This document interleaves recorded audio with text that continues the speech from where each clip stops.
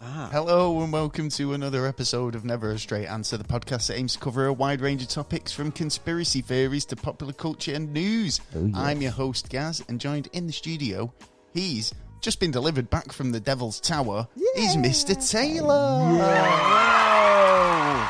Gee willikers, Dre. Nice. Misjudged that one. Yeah. My ears are still burning. What'd you say? Sorry. I'll get a quieter audience for next week. Do apologise. Well, we're temperamental. Yeah, well, welcome back. And welcome, one and all, new listeners and repeat offenders to the Never a Straight Answer podcast. Keep offending now. Yeah, do keep doing it. Like I said, I'm Gaz, joined Mr. Taylor, and this week, good evening, we've got a really interesting show for you. Oh, yes. Hell yeah. Yes. Yeah, this is a good day. It's one of those ones that every time, when you hear it, you think, wow, it's just mind-blowing to think that it could have happened, and there's evidence to say that. There's evidence to say it has. Yeah. But then what are the implications of it? Yeah, and then that's true. When you start looking into it and you start seeing all the links to other things. That was a good grasp on there was a number of things that connected. The jigsaw seems to be like getting together now. It made me think, and then it made, because I'm a movie buff as well. Now, if you want, we'll go into it, but we're talking about Close Encounters of the Third Kind and Project Sparrow. Yeah. Is it Sparrow? Serpo. Project Serpo. Well, it was called Project Serpo after they got there, because they didn't actually know the name until they got there. But it originally was called Crystal Night. Ah, right, okay. Yeah. Well, all that and more coming up very soon in the show. What have you been up to this week, man? It's been a week since we put out an episode with Deja Vu. Feels like we've been here before. Yeah, it does actually. I mean? Yeah, I've got I feel like I've done this. Feeling. Yeah. I feel like I've done and said all this. I might dance on the ceiling.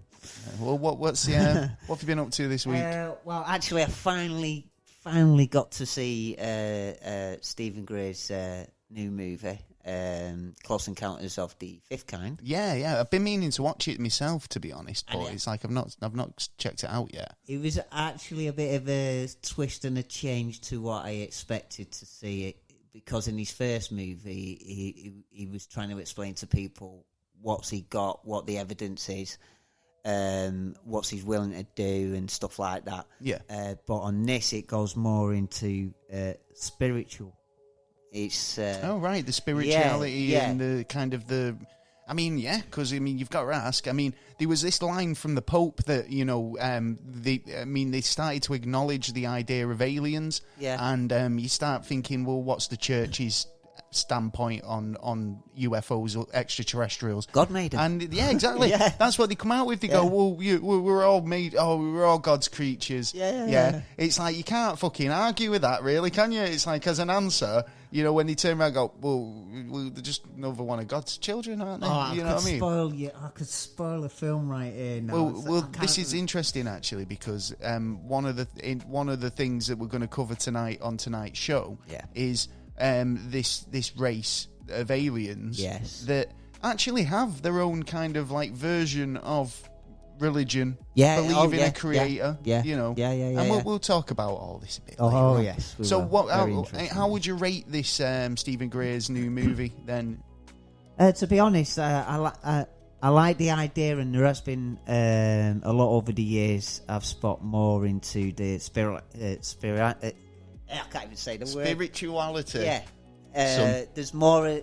There's a lot more out there, and there seems to be easier way to communicate, and it has its premise there, but I don't want to end up being one of those who go like, I'm a hippie. You know what I mean? There's nothing wrong with being a hippie, mate. There isn't wrong. I'm a bit of a hippie. I fucking hug a tree. Nothing wrong with it. It's just it's like going down the hippie route, but like you're looking at it in a well, no, because it's not even a case that it's all part and parcel. I think. I mean, you can look at the science and stuff, but ultimately, regardless of whether there are, I mean, the science can explain away the fact that there could be extraterrestrials out there, and they could be, and based on principles that say. Based on the number of stars out there, it'd be impossible not to have another planet that harbours life. So, you know... He goes beyond that. He brings them here. But that's what I'm saying. But then would you not think that this culture, this next alien civilization would have some sort of... they'd ask the same questions as we would. That's why, if anything, they would have tried to venture out into the stars themselves. Because they wanted to answer those questions that we have. Yeah, that's what we do. Is there anyone else out there? Who created us?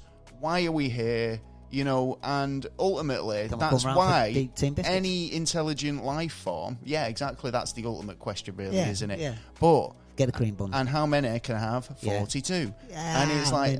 so exactly. So, you know, the fact that you've got all these questions prompt... any intelligent civilization to want a venture off-world, Yeah. So, and find answers, So, to me, that suggests that spirituality does make a big sort of... have a big impact in the whole sort of makes big picture. Sense. If you know what I mean. Yeah, he's been doing the thing since 1995, where he's been... he had a death experience when he was 17, I think it was. And he started doing relaxations and stuff like that. So what he does is he gets a bunch of people and goes out to certain areas and finds a good destination, sits there and tries and communicates and gets everyone to go like,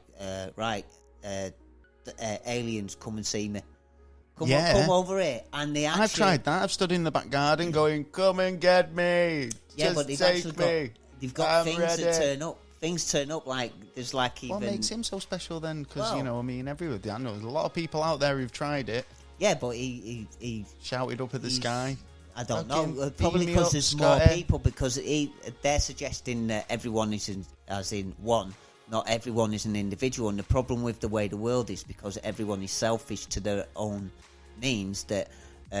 everyone is not looking after their own selves. Yet, if we were a collective, like President Reagan said, like we were all together, under one mind. I mean, I think like collective subconscious definitely does play a role in how society kind of deals with things. In like crowds. I mean, even talking about like Corona, this which has just recently happened, there was a spike in people having crazy dreams. And you could attribute that to collective subconscious all worrying about the same thing. Do you know what I mean? Yeah. Like, potentially. I'm not sleeping. Going into the topic we're going to be talking about, that actually kind of has a similar thing going into the movie. Yeah. And collective subconscious about people who see or have experiences and then start dreaming about aspects of it, and all feel a calling to a place or an idea or an ideal. It's interesting. We'll go into it, a bit more later on, because we've got so much coming up. We are. I mean, me personally, this week's been really boring. You've done fuck up. Hardly done out. I mean, I've done bits. Actually, it's been a mixed bag. Yeah. It's been days when it's been totally nothing to do. And then days when it's just been like, yay, having a great day. It's one of them, isn't it? But hopefully good news is around the corner. You can't think... and at the minute, it's like... This is one thing I wanted to kind of bring up. I mean, it's like there's no pandemic here. No pandemic here. No. It's all right at the minute. It's like apparently as we're poked and prodded to go back to normal life. So, I think... is it a case of that we're going to see some kind of spike in the near future, or are they going to plan on isolating? I'd say that's a definite. Isolating individual towns. I heard Wigan was on the verge. I've heard Oldham as well. Oldham, was it? Yeah. Oldham was on the verge of a lockdown. But I mean, it's... They're looking at basically in every area, if the case numbers go up from a certain number from what they've already had in that area. Like, let's say there was 300 in Oldham and now there's 301 now. Yeah. Then they're going to close it down. Right, okay. That's the way I'm understanding it. But even... Not far from Oldham, me. Well, even the councils aren't understanding all the rules yet, because exactly, because this is it. This is it. When the height of the Corona lockdown was happening, there was literally up-to-date news. Yeah. Live as it was happening. We've scaring got, you, basically scaring the population. Yeah. But the fact is, there was a bit more information coming out. Yeah. If you go to the news streams on YouTube or try and kind of find out what's happening today, then it's a different story. You find stories from 2 days ago, and funny enough, actually, I mean, I'm not seeing what's actually happening. I want to know what's happening, and the fact is, it's like you're telling us it's all good now, but nothing's changed. So, I mean, I don't want to scare people. I don't want to go into it too much. It just seems like it's all for the economy's benefit and not for the public health. And you know, you've got to just use your own common sense out there. But then, if we haven't got the economy, then we'll have more problems with the health. This is I had an argument with a bus driver. You might have seen it on Twitter. I didn't have an argument with him in so many words. It was the fact that I got on the bus and nobody was wearing a face mask, and it was the first time I'd been on a bus since for ages. And he said, "Well, we can't enforce it." Yeah, and I went, "You've got a bus driver there." Yeah, I said, "I've been told I couldn't get on buses for less." He went, "Why? What did you do?" I went, "Nothing. That's besides the point. What I'm saying is, it's coming out today about it. Actually, you're telling me that you can't enforce people wearing a mask. You tell people at the door, "Have you got a mask?" No, you can't get on the bus. Then unfortunately, them's the rules. Now I tweeted it right, and Stagecoach Manchester came back to me and said, "No, it's not mandatory, right? Some people can't wear the masks for... Do you hear about the guy who nearly died breathing, whatever the reasons are, which I respect, right? And he basically said it's not mandatory to wear a mask on a bus, right? And them's the guidelines, right? Now, the guidelines, I'm assuming, change. Now, I actually automatically assume that this is how it was from the 5th of April, 5th of April, that everyone had to wear a mask, right?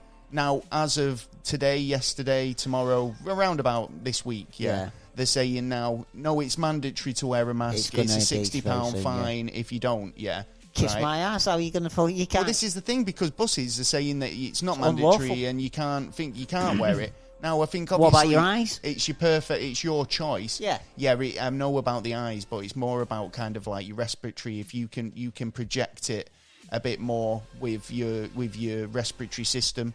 Do you know what I mean? And those particles are more likely to infect you if you're not wearing a mask.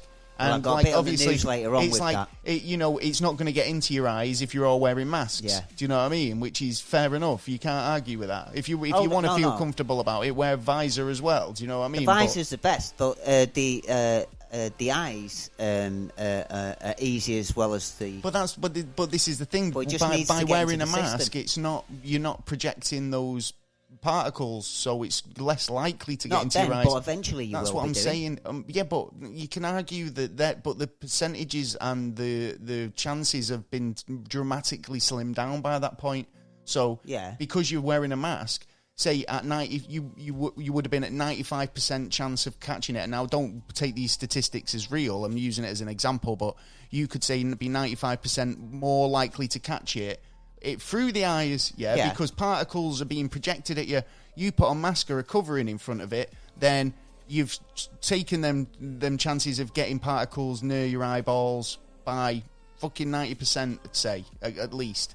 Now, Bill Nye put out a video this week about wearing face masks, and he was showing how effective they are by blowing out candles, right? And showing that you couldn't blow out a candle wearing a good mask, Now, it was actually quite a comedy video as well, because he starts going on a bit of a rant about how, he's not asked about you. He wants you to wear one to protect him. Because he's an old guy and he don't want to catch corona. So, Yeah, but the thing is, we could argue this for ages, so let's not get too heavily onto it. But he wore the mask for 20 hours. And he ended up not being able to breathe. What was he doing for 20 hours that he needed to wear a mask for? I mean, if he's in his own house, then that's excessive. Just chill out. Use your common sense. Well, they say, he must have been around a load of people all the time. For 20 hours. On. But, he nearly died over it. I think he nearly died over it. Yeah, because he crashed the car. He lost his breath. Did he lose, his breath. And probably got a bit lightheaded. And then crashed, and it was like... I can see more of that happening, to be honest. Well, there you go. It's crazy world.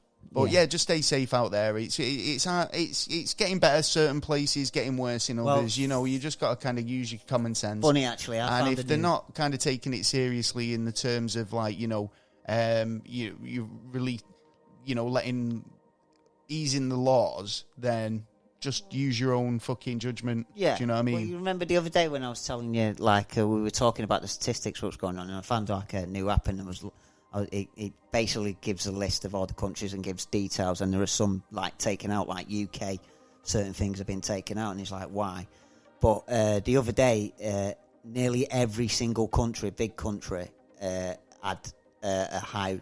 It was like all a new spike, basically. Yeah, massive spike. But I checked it like yesterday, and it ended up there was hardly any. There was a few. I think there was like one in Bulgaria. Hopefully, it is going back to normal. I mean, you cross your fingers. Yeah, it all depends on us, realistically. Yeah, on the totally. spread. But this is the thing, isn't it? I mean, it's like we've seen what it's been like over the last couple of weeks. Yeah.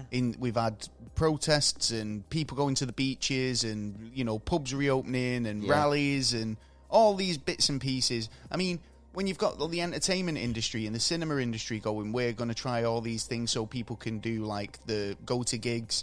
Yeah. Where, to try and minimise the impact of mass gatherings. And don't forget, they're going to lose a lot of money doing that. Yeah, but they're still trying these things and trying to do things sensibly, right? But then it throws that in, throws it in the face of these people who are trying when they're just turning up at parks for fucking, I don't know, spur of the moment raves or mass gatherings or mass protests, and it's like, well, even Trump rallies, fucking stuff like that, where there's loads of groups of people, you're endangering now, if we had the cure the vulnerable people. Yeah, fair dues. That could start happening. Anyway, let's move on because we got a full packed show and an interesting show, and I don't want people to be going, oh my god, turn this off, he's depressing. A lot of work in it. Yeah, it's a good episode. Well, first of all, we've got our segment. We have. What's fucked up? Where you're from. This week we're heading to Denmark. Oh, Denmark. All the way to Denmark. I can't do a Danish accent. Can't you? Nah. I can't, to be honest. I'm just, all I think of hello, is... dear. What's that band? Hi. There's a band where a woman, and she sung beautifully, but when she spoke like a bloke. Oh, I don't know. I can't remember what the name was. Dara International. No, I don't know. What is it? It just reminds me of that all the time. Well, there's been numerous Danish folklores over the years. Mythical figures such as trolls, elves, and goblins. Yeah. Most of the figures from Norse mythology, right? Yeah. And so basically, there's been a lot of kind of adaptations. The Brothers Grimm stories. Oh yeah. A lot of their stuff comes from Denmark, or is Danish folklore, or kind of like Icelandic and that sort of area. Them parts. And I've got a couple of stories here. I've got one about the Elf Mound, which is a Danish folk tale. It's literally a fairy tale about a Danish poet. By Danish poet Hans Christian Andersen. Oh, right. Who was around 1805 to 1875. This tale is about a feast held on an elf mound, and for the goblin chief. Yeah. Okay. Right, the chief of Norway and his two sons, and he was basically expected to select a bride, and the tale was published in Copenhagen, Denmark, in 1845. But it's one of those prominent tales that kind of like you can have a look into because it's actually a really interesting kind of Hans Christian Andersen story as well. Do you know what I mean? Yeah, so check that out. Some famous and you've got history there as well. But the Danish or the Danes, they've got quite a lot of folklore. So I'd urge you to check it out because it's actually really quite in depth. Yeah. And because a lot of it comes from Norse mythology as well. I've noticed a lot of movies as well coming from there that have got like this that we're like watching. Thor. Yeah, the goblins and stuff like that. Have you ever seen Troll Hunter?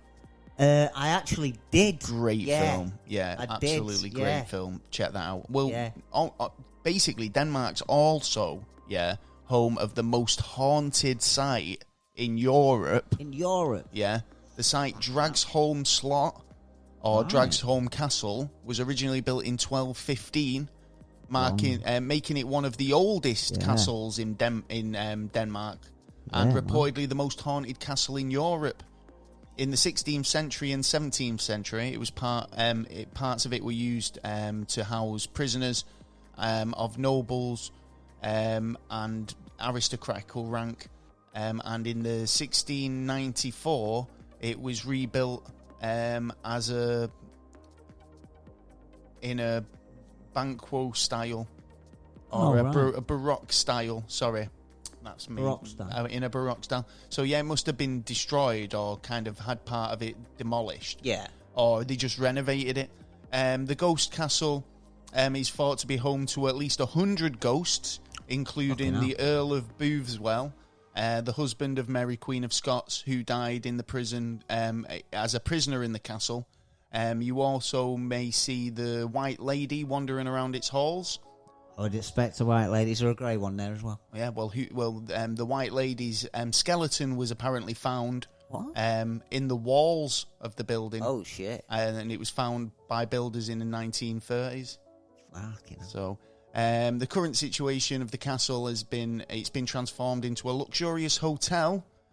They always do, though, don't they? Yeah, of course they do. And I'm sure it serves amazing food and lovely service. Yeah. But the hotel offers its own guided tours of its exceptional history, and the building is basically truly terrifying experience. I believe the bar's got good spirits. Hey, ba-bumps. Oh, right. There we go. Yeah. I'll use that button for ages. There you go. That's what's going on in Denmark. That's a what's fucked lot up in Denmark. It's not as much as some places. I'm pretty sure there's more. Well, if it's supposed to be the most haunted in Europe. Most haunted, but that's the fact is now you can go and stay there and check it all out, and they'll take you on a tour. But like I say, a tour highlight is basically spooky occurrences, and basically apparently happen whilst you're eating dinner. Oh, right. Yeah. So, like it says, you can... I bet some of that's fake, though. Highlight it. So, what is it? You can go on a 2-night stay, a tour highlighting some of the spooky occurrences, and you get dinner, gourmet dinner in the luxurious restaurant, but it'll get touched obviously, it's a haunted restaurant, so potentially you could get a poltergeist in there topping your dinner over. Tipping your soup over you. There you fucking go. Yeah, as long as you don't touch me drink. Don't touch me drink, you. So, anything else you want to add about Denmark? Make nice bacon.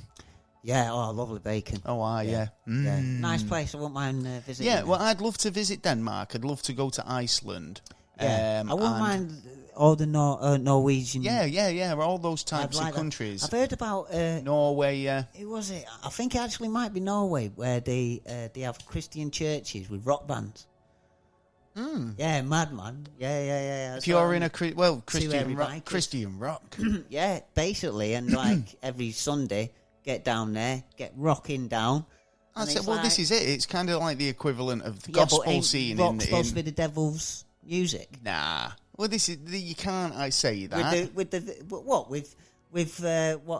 taking it back and taking it back for Jesus. You know what I mean? With what gets said in some of the lyrics. Yeah, but that's what context. I mean, at the end of the day, I could write a Christian rock song with all loving Jesus and love the neighbour and stuff. It's all about who's wrote the lyrics and how you perform the song. Well, I suppose the only way to find out is go down there. If they're singing if you Life spout on the in Devil, negative then messages, it's like if you're spouting a negative message, then you can attribute that to however you want, I suppose. Well, it depends on the message, because you can interpret it either way. Well, depending on the message. Well, talking about the message, the message is true. Going into the main topic now. Like I say, we were discussing Close Encounters of the Third Kind and Project Serpo. Yeah, I thought I was going to say that wrong again. Yeah, that's what I said. Well, in November 1977, Steven Spielberg released a movie called Close Encounters of the Third Kind. It was a critical and financial success. Brilliant. And received a number of accolades, including nominations for 4 Golden Globes, 8 Academy Awards. Yep. And in 2007, the US Library of Congress deemed the film culturally historical and essentially significant. Significant, yes. And chose to preserve it in the library for all time. So, yes. Makes me wonder, It does. How culturally, historically accurate is it? Yeah. Ooh. Now, you were saying to me about, like, this movie, not the movie, but the project. Yeah. And, you know, I'll be honest, I'd heard about it, but when you said to me, it was kind of what Close Encounters of the Third Kind was loosely based on, or was based around. Yeah, basically, yeah. That piqued my interest, right? I wanted to kind of, actually, I know this film, I've seen this film. Yeah. I want to kind of look at it with those goggles on. Yeah. I want to be able to kind of look at this film in a different way. So I rewatched it. And I was absolutely kind of, actually, with some of the little Easter eggs that they threw in there, I was actually like, mate, they knew something. Yeah. Now, if you don't know what Project Serpo is, then I'll go into the story how I know it. I mean, Taylor's done a lot more research on this, I think. So apparently, this all started back in 2005 when an email went round about released documents, about shedding more light onto it. Yeah. Now, the actual story, about, as I understand it, is back when the Roswell crash happened, there was two ships. Yeah, there was a collision between between two UFOs, right? Now, whether that was to do with the radar... I think it was to do with a thunderstorm. There was a thunderstorm, wasn't it? A lightning storm that be just earlier that day. Yeah. But, like, there was, obviously, they were flying over a quite heavily radared military base as well. So that could have interfered. Yeah. Whatever the situation is, these two ships... Now, you've got to remember as well, these ships normally fly in formation a lot of the time when you see them in the sky. Yeah, that's true. So a collision... They must have been on opposite It must have ends. been kind of like a rare occurrence for this sort of thing to happen. And obviously in human history, we've never had anything like that apart from this one incident that we know of. Yeah. Oh, there probably is. But well, there is. Because I see your eyes just light up there, like to say, do you know what? There's not, there's probably about 15. But well for the purposes of this. At that point, back in, when was it, 1945? Or, no, 1947. July 7th. Nothing like this has ever happened. Yeah. And for a long time, one of the ships wasn't discovered, but the first ship that they did find and they retrieved at Roswell, there was a survivor. Yeah, there was 5 bodies. One was injured, one was survived, but there was 6 all in all. Right, okay. And they called this EB1? Yeah.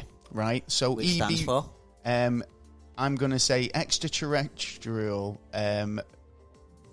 biological entity 1. Yeah. Right, okay. That's right. So, testing me. Yeah. So, EB1 is kind of brought in. Yeah. Like, he's probably experimented on, questioned. Like, they couldn't understand him because, and it probably took him a while for him to kind of get a rapport where they could understand him or try and, get information. Certain reports saying that they used their mind. They could read your mind, but when they would talk, you wouldn't understand the talk. There'd have to be some sort of language barrier. Yeah, it was a massive language. So, at the time. But then, from what I gather, they found on the crashed wreckage, or they managed to get the communicator working, which helped a long way in terms of communicating with him because it was able to translate bits. But then. He told us to. We did the communication, but he told us how to do the communication. Right, okay, because 6 messages were sent back. I think about after 5 years, they obviously had to get this working again. They had to kind of get it to a point where that he could communicate back with his home planet. Yeah. Right? And he starts sending messages back. So the first one is like, there's been an accident. Yeah. Like, shit, Dad, call the insurance. And there's been an accident. I've crashed your car. Bodies you need picking up. And then one of them was a need picking up. Yeah. Right. Yeah. But as the messages went on, towards the end, it was suggesting they do an exchange program with Earth. Well, he requested a pod to go back home. Yeah, but it's like light years away. I mean, in terms of where this alien ship was from, because there's a lot of people assume the Greys were the aliens that crashed at Roswell, when really it wasn't. No, it was the Ebens. The Ebens, yeah. EBENS, yeah. The Ebens. And they were from the Zeta Reticuli star system. Yeah. It was a binary star system, and the southern constellation of Reptilium. Yeah. From the southern hemisphere, you can see a pair of stars. Yeah. Basically, a dual star system. Yeah. And you can see that with the naked eye. Yeah. If you look for it. Yeah. Distance from Earth, 39.17 light years, which is pretty much fucking up the road, isn't it? It's in your neighbourhood, back garden. Using their technology, yeah. Yeah, well, our technology, it'd take us 40,000 years. So the planet the planet Serpo? Yeah. Its surface temperature 5,746 Kelvin, and its radius 584,400 kilometers, or by 400 kilometers. Yeah. So. Has two suns. Pretty small compared to the Earth. Yeah. And so it has two suns but no night. Oh, no night. Yeah, it's day. Yeah, it's daytime constantly. Bloody hell. Yeah. So, right, they've communicated these messages. Yeah. Right, to this planet Serpo. Yeah. Yeah. Now, still, however many, 40 light years away. Light years, yeah. Are they going to send a ship back to collect this guy? Because it's like, the thing is, the established that the ship that he was flying that crashed wasn't possible to make interstellar travel. So that means that it must have been a smaller ship that came off a bigger ship. Yeah. But then why did the bigger ship leave? Well, that's what I'm saying. Yeah, if he's asking them to come back and collect him, that suggests to me that there was a bigger ship in our atmosphere. And him contacting him meant, they were able to still contact him. They're still about, and still able to come and collect me. Do you know what I mean? Yeah. You wouldn't ask, come get me. It's 40,000 light years. I know it's a hassle, but can you send me an Uber? Well, from the time I wouldn't scale, ask unless they was literally local. Do you know what I mean? Which makes me think that they were in the atmosphere or upstairs somewhere. Yeah, but don't forget there was another ship, wasn't there? And that was found in 1949 by people just walking through the woods. Yeah, about 75 miles away from the Roswell crash. Near Los Santos. Right, okay. And basically they went and got the sheriff. The sheriff, it took him a couple of days to get there. Went to the area and then brought in the military, and there were 6 bodies there as well, and they were all dead. Okay. Then they would the aliens would obviously need to come and collect their own species back. But as the time we've got them, experimentation happens. Okay. So then we're learning their biological stuff and that. I mean, it's like their heart and their lungs are joined together. It's all as one system. Their stomachs as one to get rid of poo waste, one to get rid of wee waste.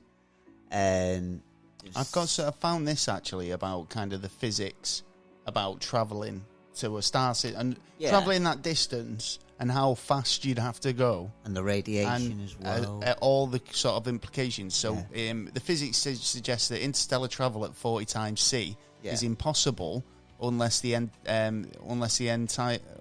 entities of entirety of the theory of relativity is mistaken. Obviously, it's supposed to be like a bubble. So things moving at faster than the speed of light have been theorized, but they've never been observed. Yeah. So assuming the figures are correct, traveling at 40 times c for 10 months would mean that Sphero could only be 33.3 light years away and not 39 as described. Yeah, but alternatively, if in fact 39 light years distance, then and the trip took about it should take about 11.7 months. Well, it was estimated exactly 10 months it took them to Well, that's what they said, yeah. Through a black hole to a wormhole to a white hole. So... And they were in that wormhole for 10 months. Well, the starship must have been travelling at around 46.8 times the speed of light to try it, to get it in that speed. So, fuck me. That's a bit extreme, and isn't it's constantly as well, and it depends on how the fields would work around you within there as well. Would it only stop the effects on, that you could feel it, but there's actually an effects within your body anyway? Okay. Because we only know so much. I mean, you know what I mean? We're still on the learning curve of learning things. Another scientist that have found this little interesting nugget as well. It basically suggests that the star system is relatively young. So perhaps only half of as old as our sun, whilst that fact doesn't really rule out evolution. Yeah. But there's more species around there as well. Or evolution of technology. Yeah. Or advanced civilization. It certainly reduces the possibility because obviously it's not had time to form and bring in the life and get to a technological peak. Yeah. Right. But I did see something that suggested that Serpo wasn't their home world in the first place. They'd actually arrived there much like we're going to Mars. Yeah. Do you know what I mean? They wanted to branch out or get colonized or whatever. Well, there was a war. It wasn't their home planet, if you get me.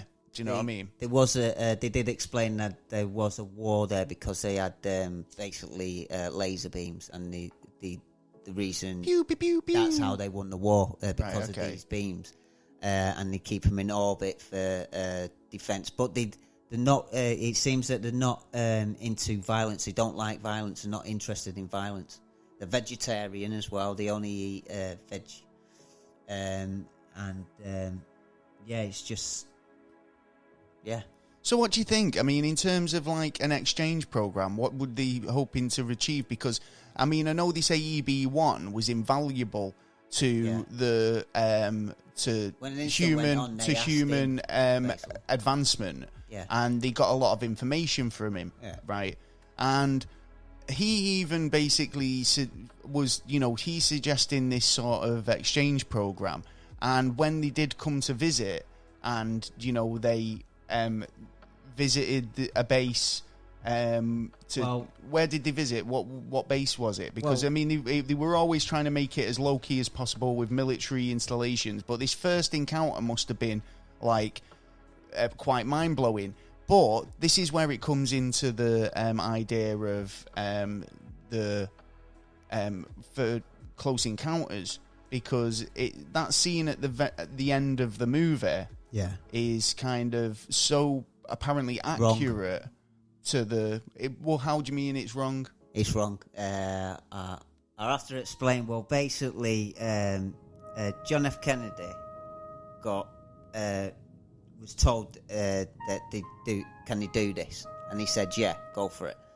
Then he was assassinated, and then in because he wanted to make it all public, though. He wanted to bring out... He was told bits, apparently, but he was all for bringing it out and making it public. Yeah. And the Majestic 12, if you want to go back and listen to our episode on the Majestic 12, you can. It's available to download. But the Majestic 12 were kind of more like a shadow government, if you like. They didn't even want they were pulling strings, having intergalactic relationships with other species, and not having the mainstream government informed by it. So that's not, that suggests that there's people out there more powerful, more able to pull strings. So it's one of those that, I mean, when Kennedy died, no other president after that ever got to know. No, Johnson, really. Johnson got asked the question, can this go on? And Johnson turned around and said, go ahead, it's not going to happen anyway. So he thought it was all bollocks anyway, so he didn't really care. So it was a case of, you go and do what you want, just stay out my hair. Right, okay. Yeah, well, because like Project Blue Book was already established, and they were obviously numbers. Well, it was beginning to become established, and there was a lot. There was talk about it. Yeah, because it was all from the 1940s. There was so many UFO sightings that it was becoming a backlog of all these sightings that were coming in, and they needed to do something with them. So that's why they started up Blue Book. Yeah. But they needed staff as well, so they had to work out who would take up there.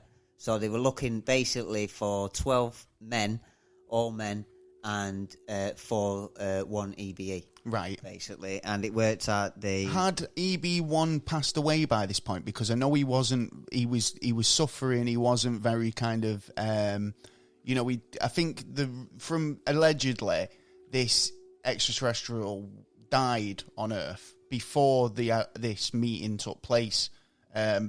He was getting sick, and they didn't have the biotechnology on Earth. That's possible because he wasn't at the meeting actually. Yeah. So it's like they've obviously, but then from then, the Earthlings or humanity took over communications with Serpo. Yeah. So when this meeting took place, they presented us with a book, didn't they?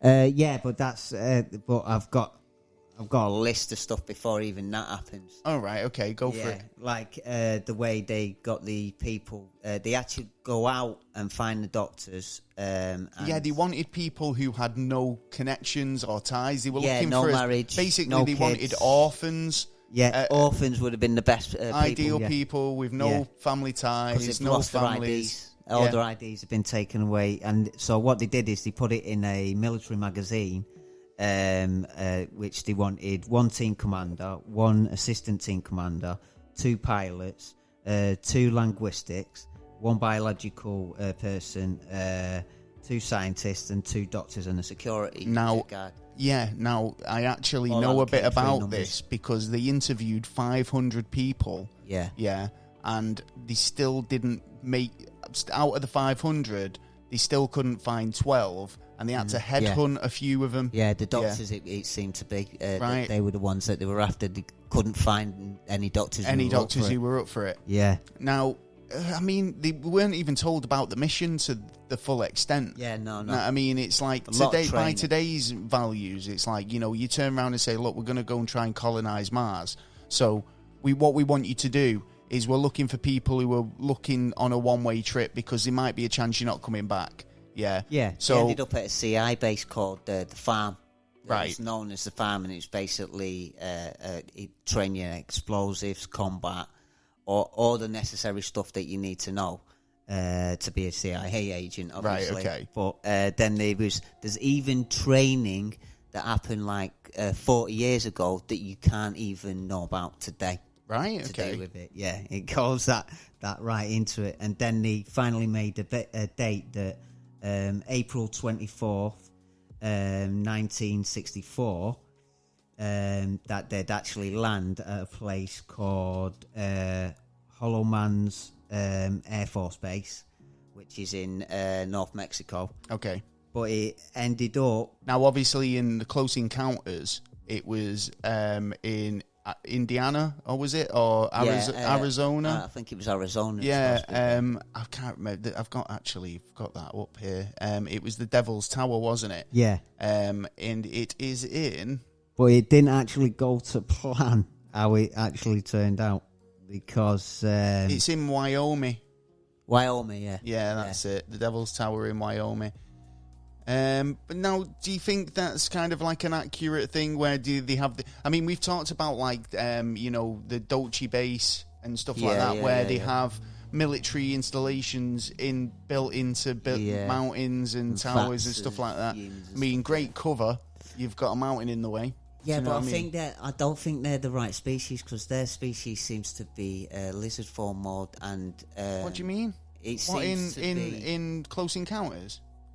No. Oh, in the Dolce base. Now, in the Dolce bases, weren't there several alien species? Because I think that's we talked about, and there was a big battle. There was it was like more like the Federation, where there was like that scene in Men in Black sort of kind of comes to mind. Aliens taking humans round, not humans taking aliens round. After I think level 3, right? Yeah. You don't want to go down into past level 3. No, level 7, you don't. Don't go anywhere. That's humans. Apparently. But what I'm getting at is, it wasn't uncommon to use these sort of like covers in military installations. So I mean, it seems quite accurate. But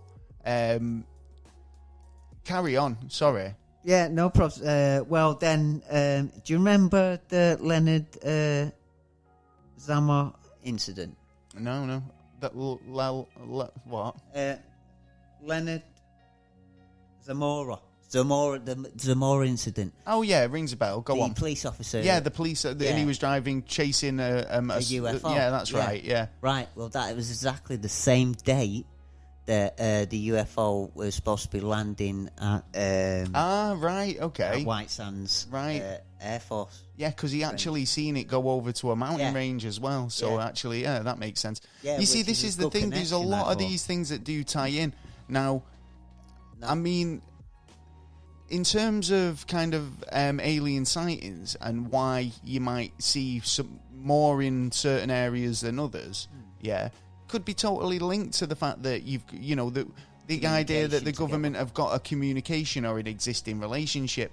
Now, watching Close Encounters, that is exactly what that came into my head, because it was almost like, well, you've got all these stories of people who've had UFO encounters, and the collective subconscious and people drawing these images of the Devil's Tower, and having some appeal and a sense of being drawn to this location.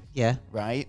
Now, not everybody had that. And the way they describe it in the film is like, maybe some people didn't make the connection, or some people wasn't kind of as susceptible. Well, as far as I'm aware, no one had that connection. It wasn't a case. But what I'm getting at is, it was based on the fact that there was so many.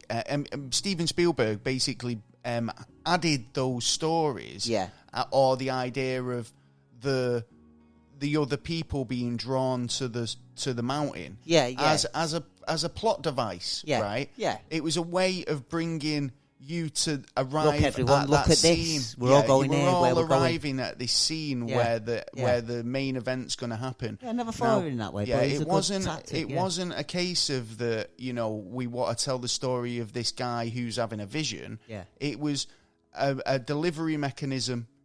Of bringing you to a point where we want to show you something and see your reaction and see what your reaction is.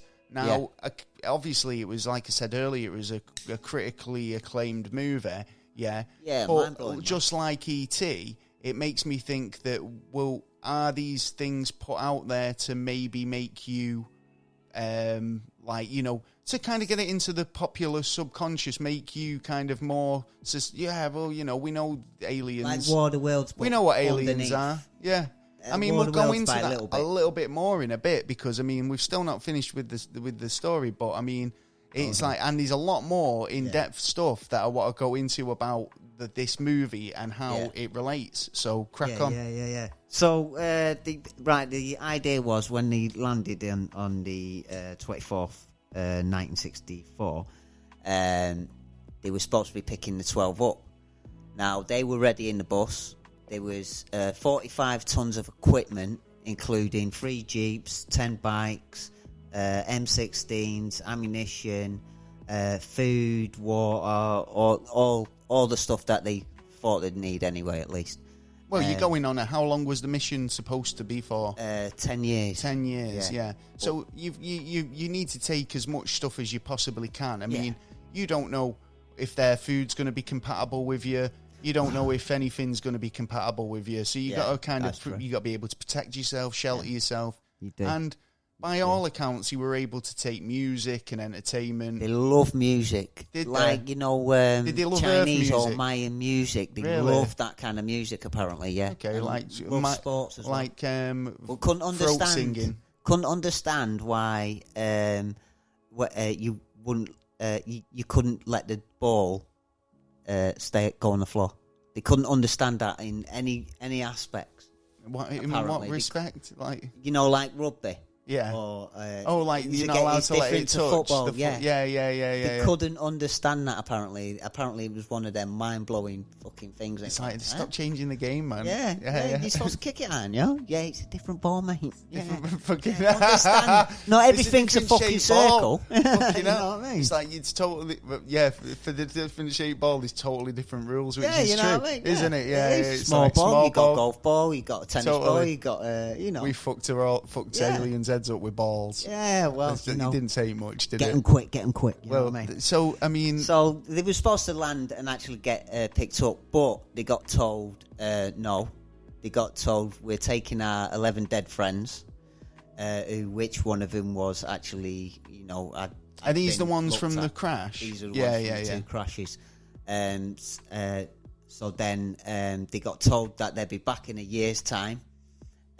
So then the 12 people got sent to a military base and basically was treated like prisoners. They couldn't go anywhere. Just had to sit there for a year. Yeah, they could not do anything for a year. And at that time when they landed, the Yellow Book. Now, what do you know about this Yellow Book? Well, I know about that this was supposed to be a gift. Now, what I'm assuming they've done there, right, is they've took their 11 men, or cosmonauts, colleagues, work acquaintances, and they've looked at up and down and gone because I don't think they didn't see it like bodies property. They see it as like that's our property, right? Yeah. So they've gone to check them over, I reckon. Yeah. They wanted to make sure that they weren't murdered or there was no foul play. Yeah. Right. Now, I reckon they checked them over. Now, they've already had EB1 telling them that they're nice guys, we should do an exchange program with them and suggesting this to them, Yeah. So maybe they've gone, do you know what? Go on then. Yeah. And they've arrived with a gift, right? Yeah. Which was supposed to be a book of sorts, which was more sort of a block, that was 8 by 11 inches. Right, okay. What was it? 25 inches thick. Right. And this book was a complete history of our solar system, of our planet Earth, stuff we didn't know about, all this crazy stuff, and it was all supposed to be like projected into our as holograms and into our minds and all the rest of it. And it was supposed to be an infinite book. You'd need a lifetime to read and another lifetime to understand it. Yeah. And not only that, they've suggested they've only been coming for 2,000 years. Really? Yeah. They've suggested that was their suggestion, that they've only been arriving here for 2,000 years, which makes you think, well, what were the other things then that other people were seeing, which gives the correct narrative of there must have been more. Yeah, of course there is. There's more. But that means if we've been delivered this, and by all accounts from the stuff that I've seen, this book was supposed to be a wealth of knowledge. Yeah. So therefore, what have we gained off it? Where is it now? Well, they tried looking for it. The record up to now is 22 and a half hours reading it. Right. But once you close the book, it starts again. Ah, right. So you've got to keep reading it. So you probably got some mindfuck now who's been reading it for God knows how many years. Well, where's the? You know what I mean? It's like if technology. It's the trick of the gift, isn't it? Yeah, but if the technology is so fucking good, where's your chapters? Where's your fucking? They're making you earn it. I'd stick a fucking. Now, if our brains can't take all that knowledge in a short amount of time, then we don't earn that. Yeah, true. That actually. You know what I mean? So in a way, it is testing our abilities to see. Are we? How can you relate that knowledge as well? You'd have to read it out loud to other people who could listen and notate it. Yeah, and believe everything you're saying as well. You could my put days! Your own lies in of course the way you you're could. reading it. Yeah. So this book was supposed to be a gift, and they delivered this. Yeah. And was this when the 12 were picked up then? No, this was when they were supposed to be picked up. Oh, right, okay. So they've given the book but picked up the bodies. Yeah. Right, okay. Yeah. So then they finally arrive back in 1965. We put our 45 tons of equipment on there. And then they set off, basically, from Nevada Neil Air Force Range. Right. Now, this is where I want to stop you and go into a bit more about this movie. Right. Because you've got your main two characters, right, who have been adamant they want to get over to this Devil's Tower. They've had these visions, they've had these dreams, they felt the calling. They need to get there. He's convinced that it's not what the government are saying and there's not a gas leak or whatever. And he just, that there's something happening. Yeah, and he's got an inkling it's something to do with this encounter that he's had. Yeah. Right? So, sure as eggs is eggs, he gets over the mountain and he sees an airbase, right? Yeah. Preparing hive of activity, there's people everywhere, these film cameras, everyone gearing up to see something. Yeah. Right? Yeah. And just like you say, there's an arrival of an extraterrestrial species. Yeah. Right? Now, all the way through the film, it's made out, like I said earlier, it seems like it's a delivery mechanism because all the way through the film, you're led to believe that this close encounter was a new thing, that they were discovering this this communication method of using tones, because this is what people are reporting they're hearing, or this, they're having visions of whatnot, but you've got this tone that they make you believe in the film is a relatively new discovery, and this is how they're gonna now communicate on our first ever encounter with this alien species, right? But the thing is, we don't know. No, hear me out. Go for it, sorry. So then, the guy, whatever his name is, I forget the main character's name, he's watching from the mountain range, right? And he's watching this UFO arrive, and everyone's kind of like fucking, geared up like this. Alone. And they start playing this tone and communicating with the UFOs, right? And it's like success, it's communicating back, right? Now, earlier on in the movie, it was only established that they could use this tone, that this is how we could communicate with it, right? So, then something strange happens, right? Right. They release all these people that they've so-called picked up over the, not abducted, but, abducted.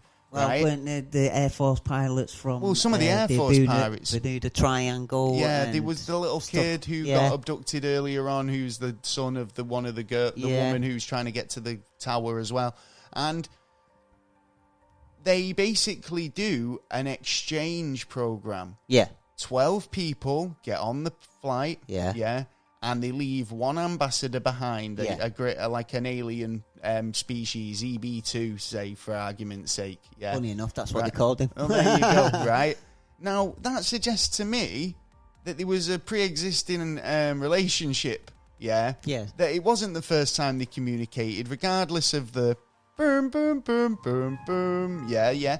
What's that about? But the movies... What's that about? If not a way of saying we can communicate with them when they already had a pre-existing relationship, because you've just acknowledged the fact that you knew that these people were you knew that they were coming. Yeah. You set out the welcome mat for them. Yeah. Yeah. You knew that they were going to be here at this certain time and date, even though they tried to make it out as though they gathered the coordinates from a signal, in the film, but they start communicating with it. Well, they never said we were going to pick up 12 of your mates and take them back to our planet, and we never said we'd leave that is one. True, because there was no communication until that point, right? Yeah. So what did Steven Spielberg know? Yeah, that's a good spot. That we didn't know. I mean, now bearing in mind this film was 1977. Yeah, not very long after. In terms of the grand scheme of things. Another little Easter egg I found. Yeah. Lockheed. Yeah. Yeah.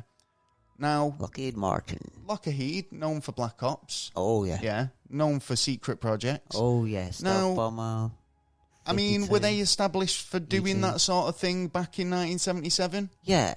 Were they? I mean, was it public knowledge? Because it weren't public knowledge. Because if you go back and watch that film, there's a lot of crates with Lockheed written on them. Yeah, I remember saying about Again, it's a bit of an Easter egg in terms of Steven Spielberg back in 1976 when he made the film, released in 1977.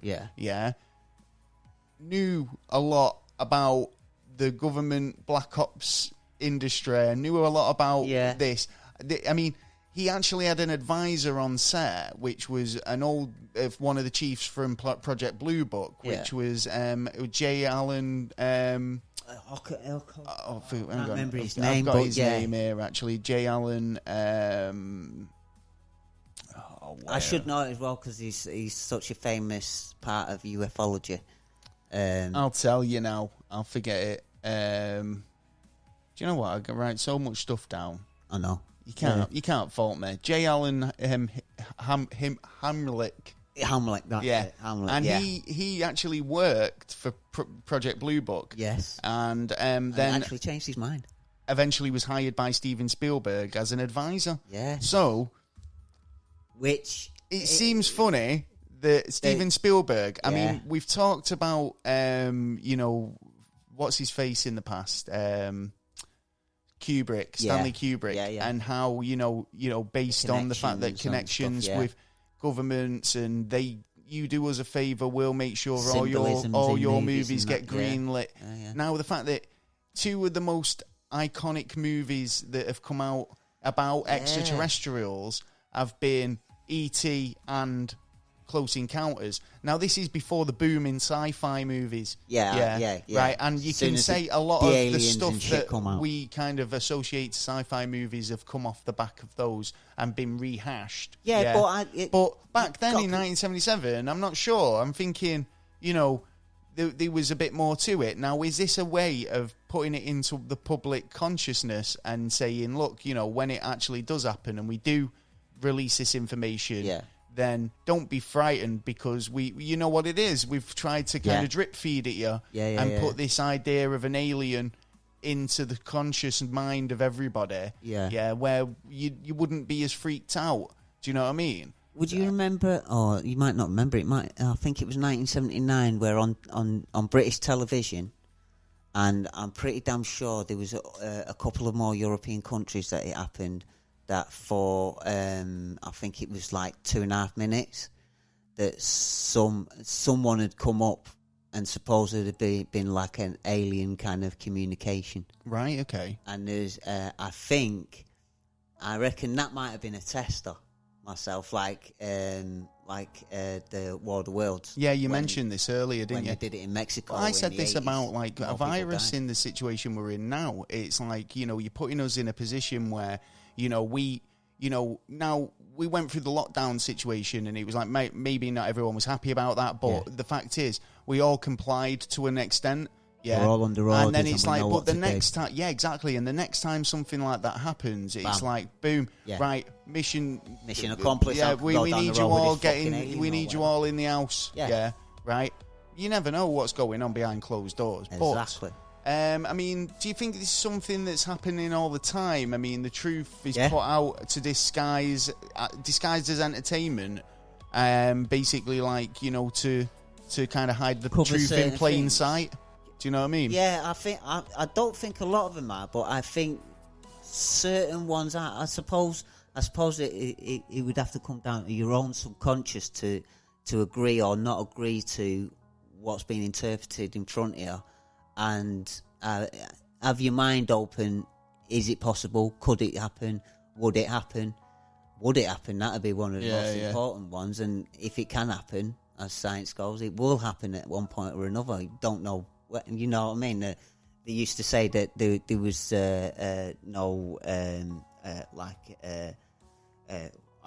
Maxwell doing what she's been fucking doing. But look, the proof's in the pudding. It has been going on for years, but it was just, threw down under the carpet. Yeah, well, we'll go into that another time. Yeah. Well, so where are we up to with the Sparrow? So basically... So we're on our way. They're on our way. We're on the spaceship. 10 months.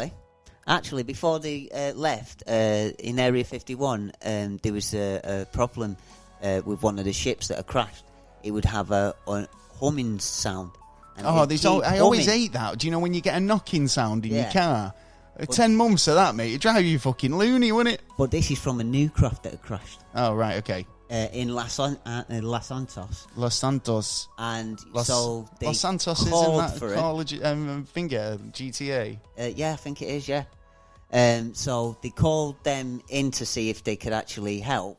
They walked into the craft, two of them walked into the craft, come back out, smiled, turned back round, then the human and one of them walked back in, walked back out, the human smiled, and from there on then, it's supposed to have been the date when they back-engineered all their products. And there was supposedly proof that before Kennedy had been president, there was already a UFO that we were using. Yeah, in fact, there's actually a few, yeah. In fact, if you go and have a look on, kind of, do a bit of research, yeah. There was actually so many electric vehicles produced back before the pre-war, right?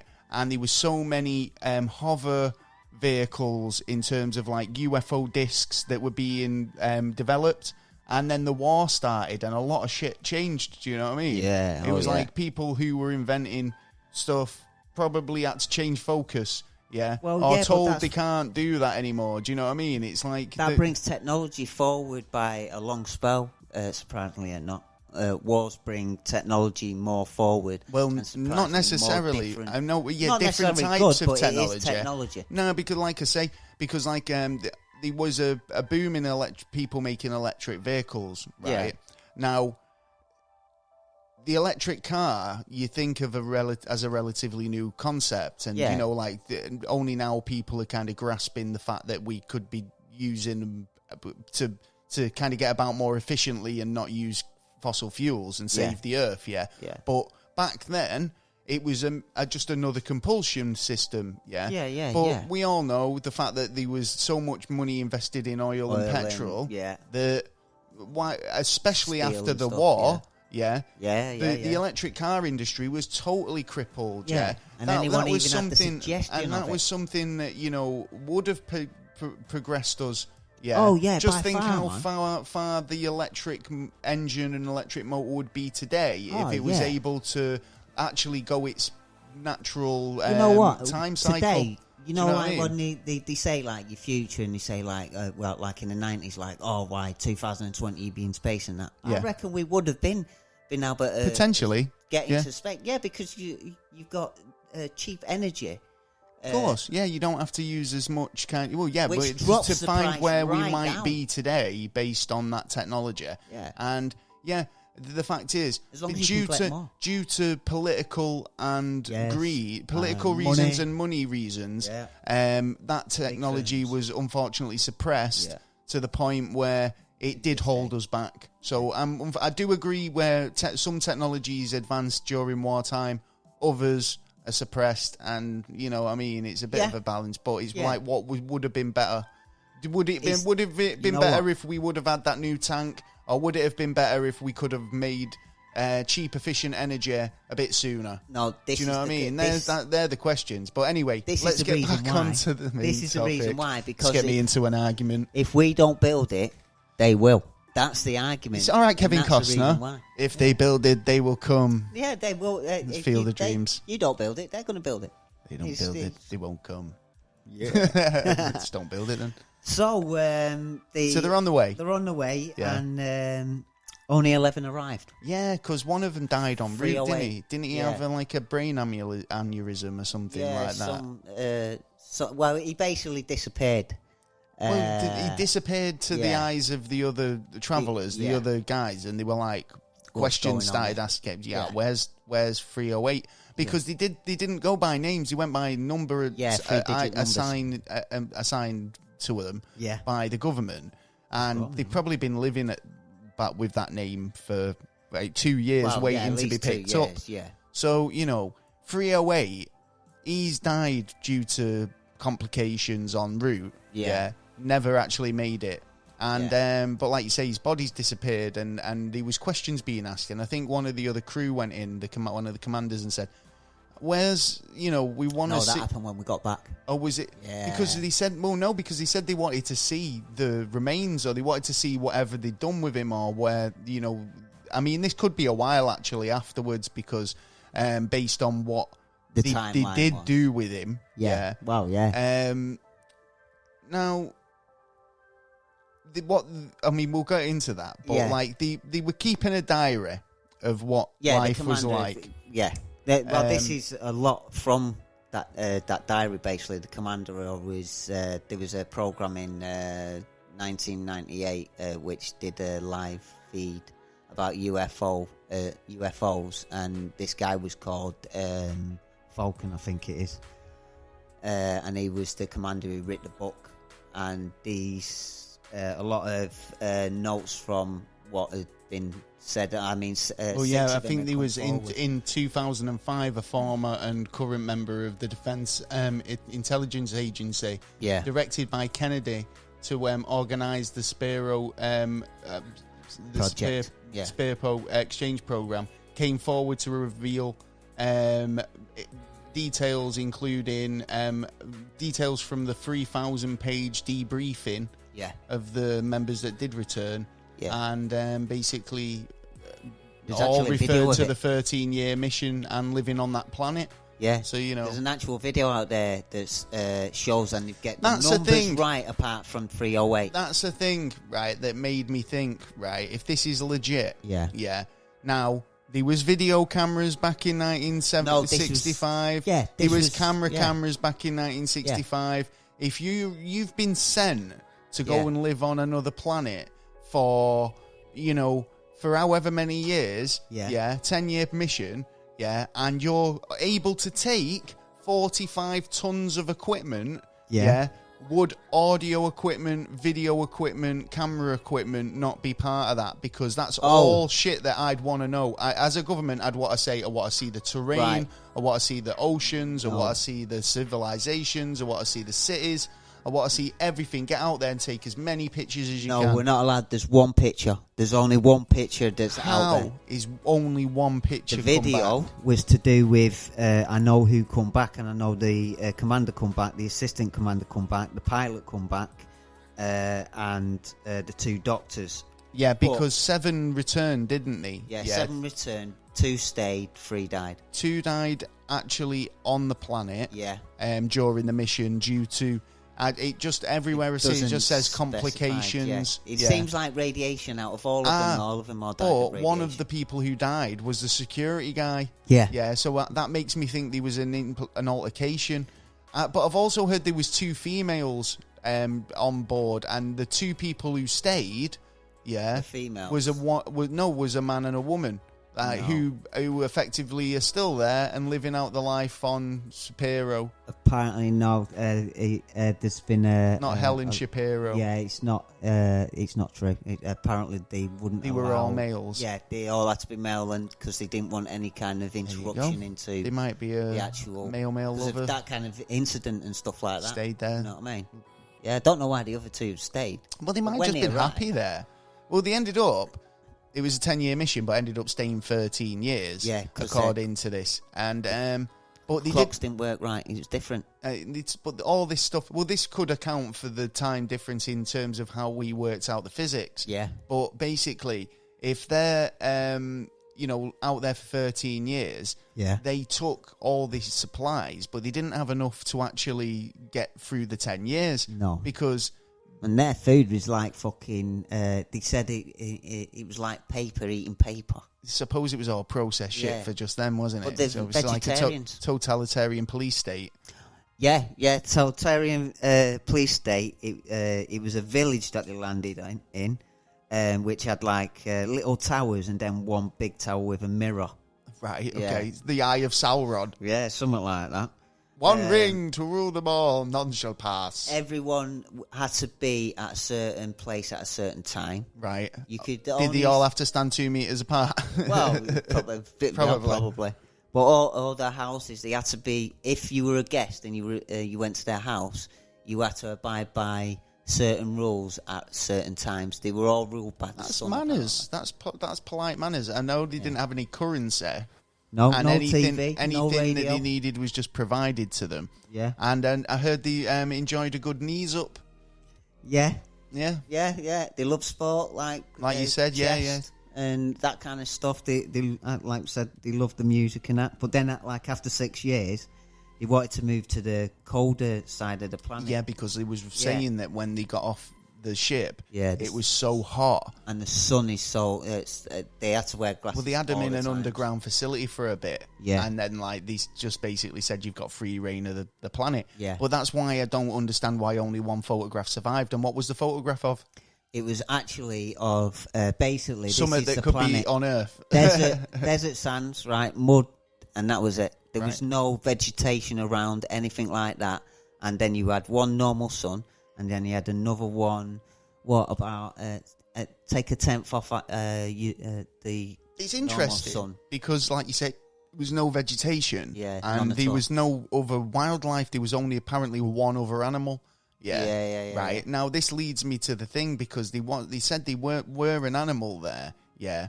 But they didn't know if it was kind of like something that they'd tampered with and made. Yeah, because that was their thing, their genetic. Yeah, they were into like biochemistry. They were genetics. bang on making drone people. So basically. clones and stuff. That's the word I was looking for, yeah, and the idea that they were traveling around the galaxy taking samples. Yeah, it's like, you know, I mean, like I was saying this to you earlier about kind of we've been doing it, breeding out traits in animals and plants. Yeah. You know, even if we didn't know we were doing cross species, cross pollinations, and you know, like cross breeds. Yeah. You know, it's not uncommon. No. So, you know, is it wrong? Because in the guy's diary, he was apparently reported to say that he's seen the evil side of this species, and said that you know, because one day he's kind of requested to find out where the body of his crewman was, the one who died en route, and he wanted to know what they'd done with the body.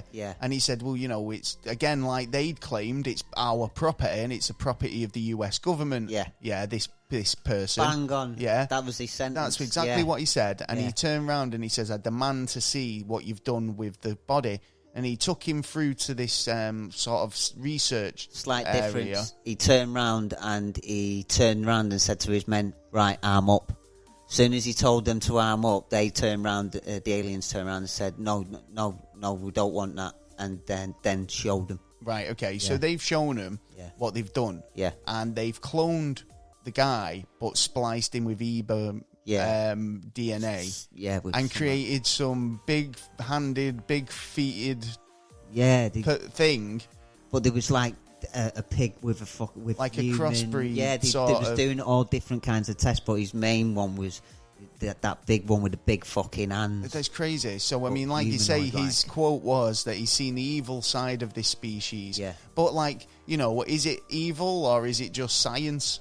You know, are they just experimenting? Are they experimenting? Are they just doing what they're doing because it's like that's the thing? They do a bit of this, and you know, they've been doing it for years. Well, what we did when we invaded, when we were an empire, it for years. When we were an empire, just put it back as if when we were an empire, what would we have done?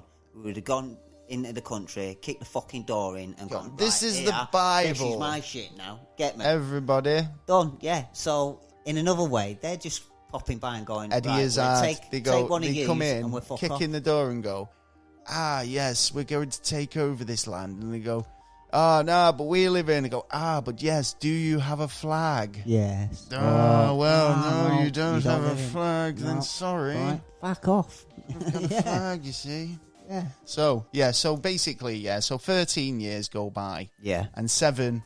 They actually built their own town. I think that's it. I think there was a point there where after this guy had seen this happen, he was like, I've had enough, I'll go home now. Yeah, I think he couldn't wait to get back home. And they came back, and this is it. They were working with the DIA, to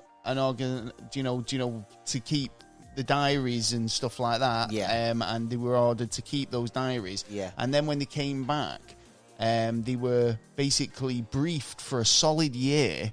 Yes, yeah. And this is what the video was on the all brief. Aspects. So go on, give us a bit of insight into that then. Right, basically there's a man stood behind... There's a man? Yeah. Stood behind a woman. But his eyes are glowing. And he's right, okay. I don't know, I think it might be because of the light. And then you've got an officer a flying officer in front with the badge in the wrong place. Let me just say, could it be that like they flipped the video because people do stuff like that for unknown reasons? Could have, but I don't think the technology they didn't have it back then. What, flipping a video? Yeah, I'm pretty sure they did. Oh well, if they did, that could be an explanation to it. Now he knew all the details. He recognised the numbers. That's why I know which ones were alive. Apart from the 308, which he wasn't. That was the only mistake that he had there. But he said like the two doctors had to go and see some other university doctor, and then the others, about 5 of them had to go to a base to be debriefed, and then the other two that was left on the planet are doing whatever they're doing. Yeah, what the fuck? I found this bit here. It says 12 American astronauts, 10 men, 2 women were selected for the experiment. Women, I would have said the doctors. Maybe the doctors, because like you said earlier, there was a few people who were handpicked. Yeah. So, you know. They were the only two that had to be going from. And it was EBE1. Yeah. Yeah, sorry. That was me, that EB1. Sorry. EBE1. Do you know what I mean? Just got to do some fact checking. Can't be doing the no fact check. Got to give an accurate fucking summary of what's crap. Yeah, definitely. Hey, yeah. So they come back in 1978, basically, and since then, it's like, do people still go to the movies? I don't know. Cinema, not at the minute. I can't. I know. I'm joking. It's like you've been off world for so long. It's like you'd be like, do people still dance? Yeah. It's that music I can hear. What the fuck's that noise? No, they were allowed music. Yeah, but it depends on what kind of music. Like I said, they like Mayan, like throat singing and stuff like that. Stuff like the funny thing is, right? Like you say, they've been briefed for 7 years, though, right? Yeah. And they've been told they want to know all about every aspect of every. They want to know the inside of a duck's butt. Yeah. Yeah, about this planet. Yeah. That's reconnaissance. Yeah. For one. Yeah. Yeah. Now, reconnaissance. You're expecting me to believe that all this ended in 1978 and never come back? No. Now, it's like this came to me, is like I said earlier at the beginning of the show, that a lot of this came to light in 2005 when WikiLeaks and Anonymous posted a lot of this out of leaked documents that came out, and the legitimacy of it started coming into play about kind of like how legit it was, I suppose. I found this. It was actually as part of a piece on ancient aliens. All right. Yeah, and basically it talks about when I can find it. So basically, covered on this episode, they talks about the evidence of the Majestic 12. Mm-hmm. Obviously, like we discussed earlier. Well, it's fact, isn't it, really? It's not. No, the evidence linked to the Majestic 12 relating to this. Yeah. Documents shown up in 1991 that outlined the working alongside aliens or extraterrestrial life. And this document was called SOM 1. And it was a document relating to the Majestic 12 group titled Extraterrestrial Entities and the Technology, Recovery and Disposal. These documents have been checked over for their legitimacy and basically even down to the print. They noticed that one of the Zs was out of place. Now, if it was printed on a modern equipment, then all the Zeds would have been in the perfect, right place. Yeah. And the Z was out of place, and they basically said that it happened on this certain machine, right? Then they checked it out, and basically this guy turned around who worked for the government printing during this time period, who said this document was a 100% printed on that machine, or that machine, in one of these buildings between this date and this date, right? Which all lined up. All perfect. So the legitimacy of it's been confirmed, and in a number of ways. And it basically goes into the idea of the communications between these species, how they were supposed to handle it, where they were supposed to meet, how the circumstances of how they were supposed to meet. Illustrates also ship design and mutual procedures for communication and meeting between the races. Now, in Close Encounters, like, you can see the similarities between, like, if you believe, like, it's historical. Yeah. Because every single one of those ship designs is incorporated into that movie. And they even refer to them as the technical names, right? So, I mean, they make these joke names up, but, it's like in this document from the Majestic 12, one of them's called the ice cream cone, right?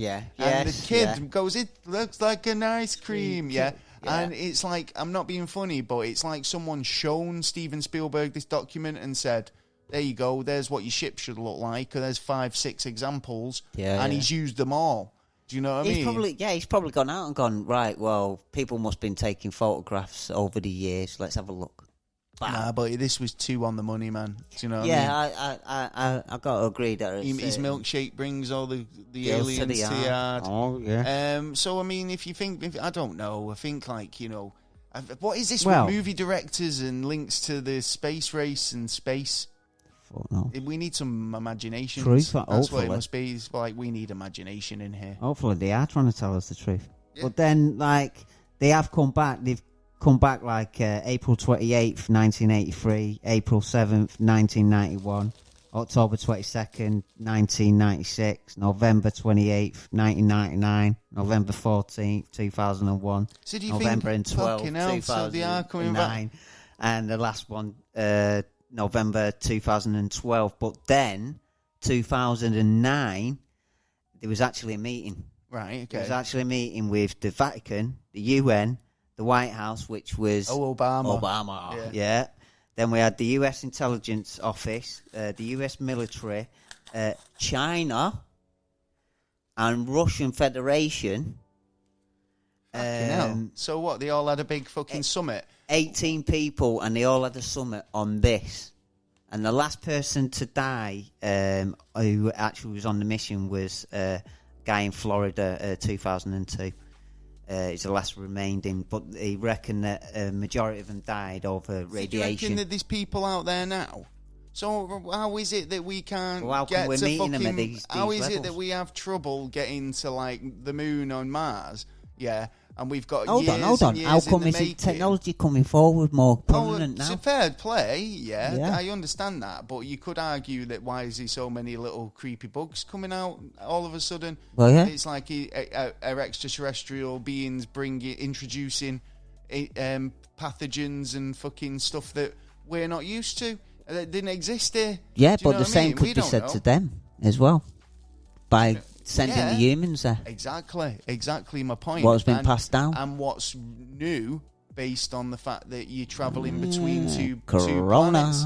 You never know. It's a theory, isn't it? AIDS. We've only just come up with that. What? Fucking go on, don't. It could be. It could be any kind of bacteria that has changed. They could have been fucking around with a bat. They might have been fucking around with an alien. Yeah, you know. You never know.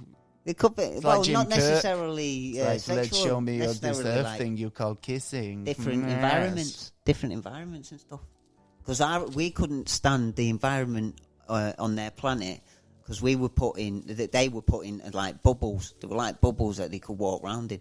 And they had a female who could interpret, and apparently they've said that's right. She was integral into the mission in terms of thinking, because she could speak English. Yeah, she was very helpful. EB4. Yeah, EBE4 even. Fucking hell. So I mean, what do you reckon? Do you think that this is all kind of been, do you think, one, do you think it happened? Two, do you think that if it did happen, Steven Spielberg was kind of prompted to make this movie to highlight it or kind of put it into the public conscious? Yeah. And three, do you think that these missions are still going on, and do you think that we've got kind of ambassadors for Earth up there now? Well, they live between 350 and 400 years. Their IQ is over 200. Apparently, there's one called, there's quite a bit on the net on it actually, called J-Rod, who was the only one who tried to escape. Right. Yeah. So I've had enough of this. Yeah. I thought Paul tried to escape. Paul tried to escape. He was the one. I mean, I've been back and forth on some of the questions, like, which solar system and stuff like that. I actually questioned it before I left my yard today, and there were certain bits, and it was like questioned, and to me it seems more prominent that that's the way it happened, but it's not going to be the first. It's not the first. It's interesting. But it's one story among a number of stories. I actually quite like this one. I think in terms of like, it brings a lot. If anything, if this was how it was to happen, or if this is the way it went down, I'm satisfied with that. Why do you need to keep this a secret? It's I'm like, satisfied with that. I mean, if this is history, and this is, we're talking at the moment about how accurate is history. Yeah. Now, if this was something that was a landmark moment and it was taken from humanity, then that's a bit of a low blow, man. It's like, we should be celebrating these moments of achievement. National security, mate. National security. Yeah, it's like, if national security weren't there, we'd have a much better and wider knowledge of how the actual planet works.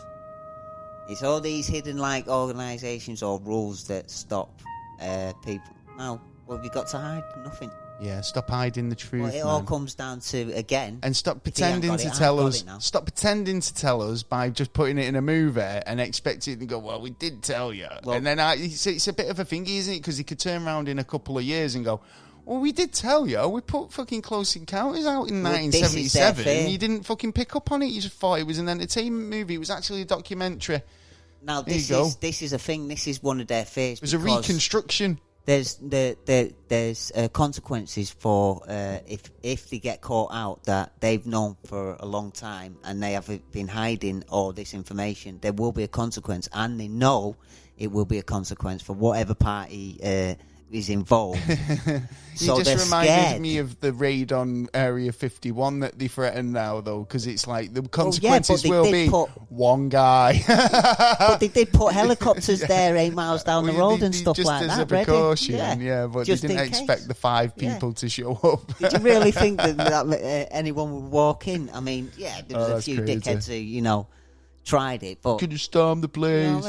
You couldn't show me the aliens. If that's the case, Russia would drop all their fucking troops tomorrow around it and fucking they're in. Well, this is it's been a long one, so I think we should move on. But I think it's a really interesting topic. Yeah. If you've got any comments or questions, please. Feel free to get in touch and just drop us a comment, because I find this one I wish I could talk about it longer. To be honest, There's personally, I think many little bits Steven Spielberg's got a lot to answer for, and I would love to ask him a few questions about this. Steve, if you've got a minute, you reckon he'll tell you? If you got a minute, can I have a word in your shell? Like, I'll tell you, Joe. Go on, man.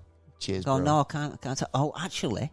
It might work, and the reason why it might work is because under the national protection, it's only there for 25 years, and that's why you notice that a lot of people signed an come NDA. Out. Yeah, exactly. That's why you get people, near the deathbeds that go like, right, I'm going to tell you now. You know what I mean? Well, they're going to die soon, and there's no consequences. That's another reason. Well, that's why then they ended up threatening the families.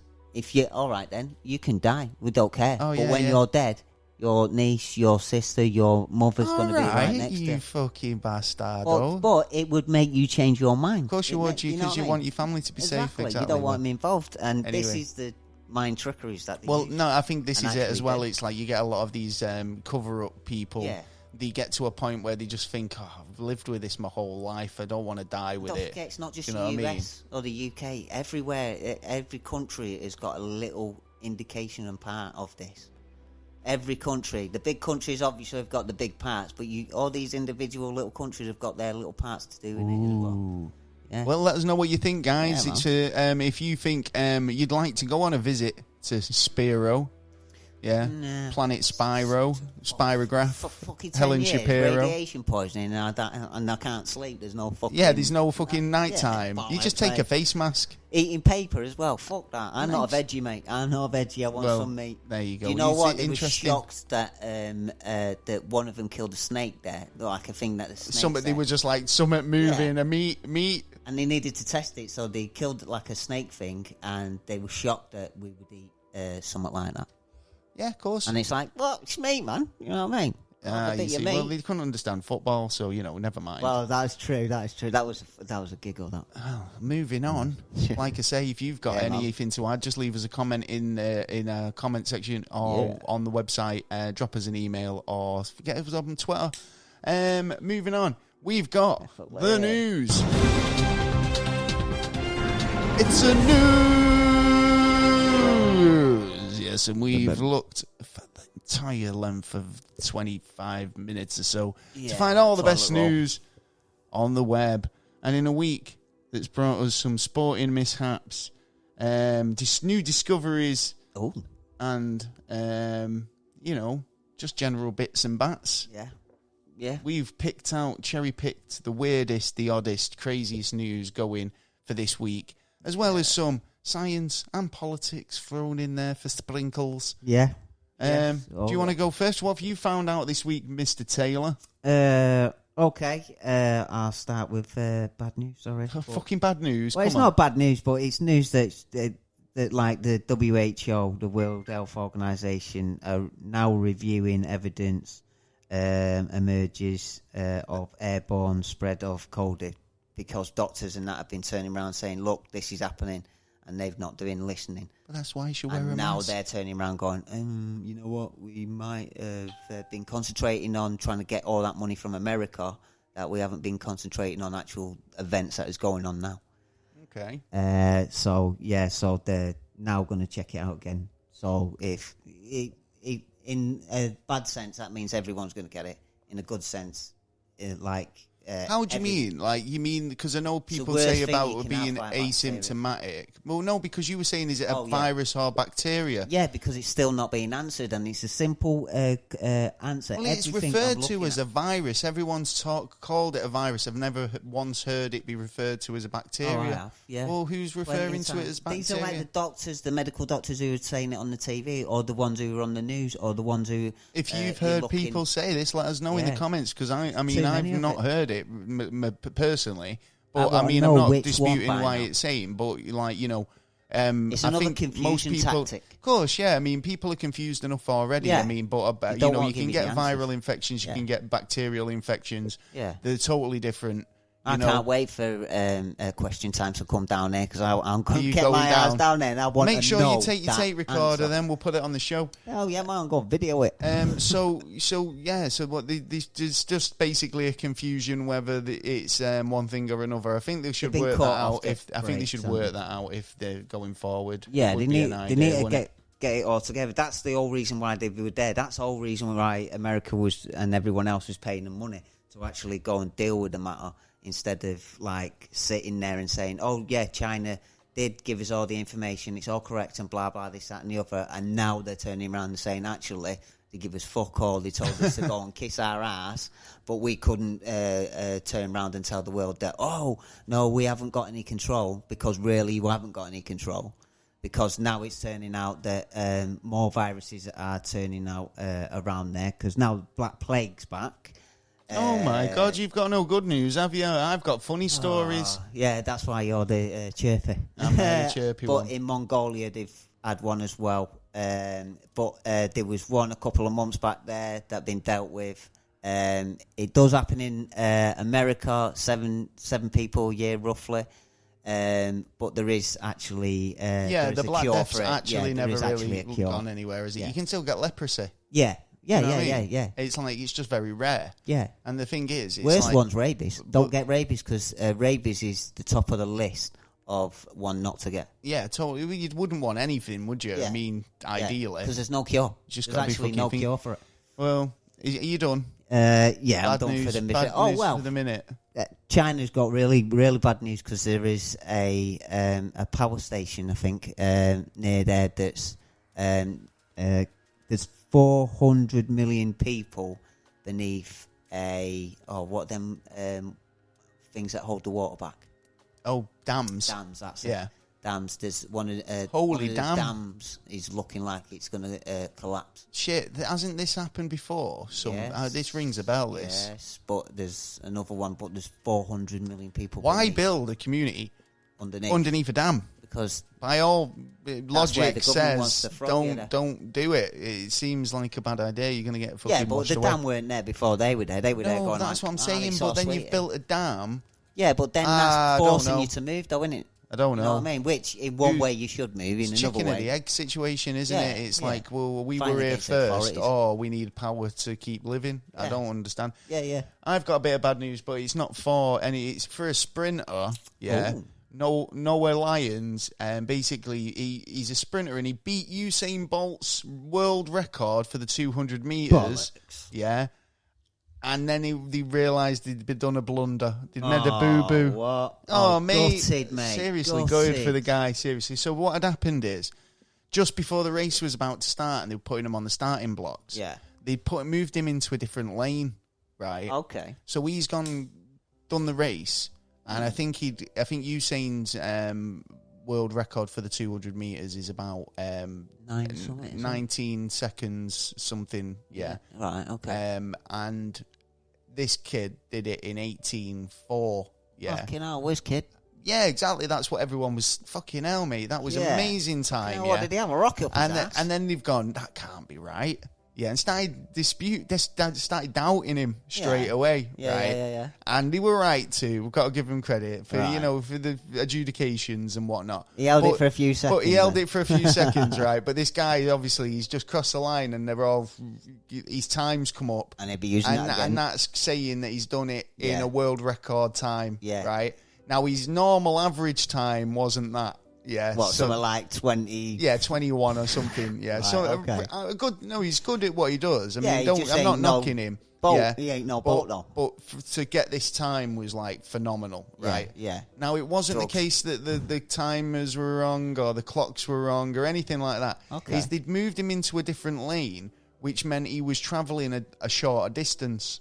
Yeah. Right. So rather than doing a 200 meters, he was doing 185. So for 185, the time was probably about right. Yeah, right. But for a 200 meter dash, it would have been world record breaking. But unfortunately, whose mistake then? Whose mistake was that? I think that's the person who put him into that lane. But, I do as well. Surely he should have known that.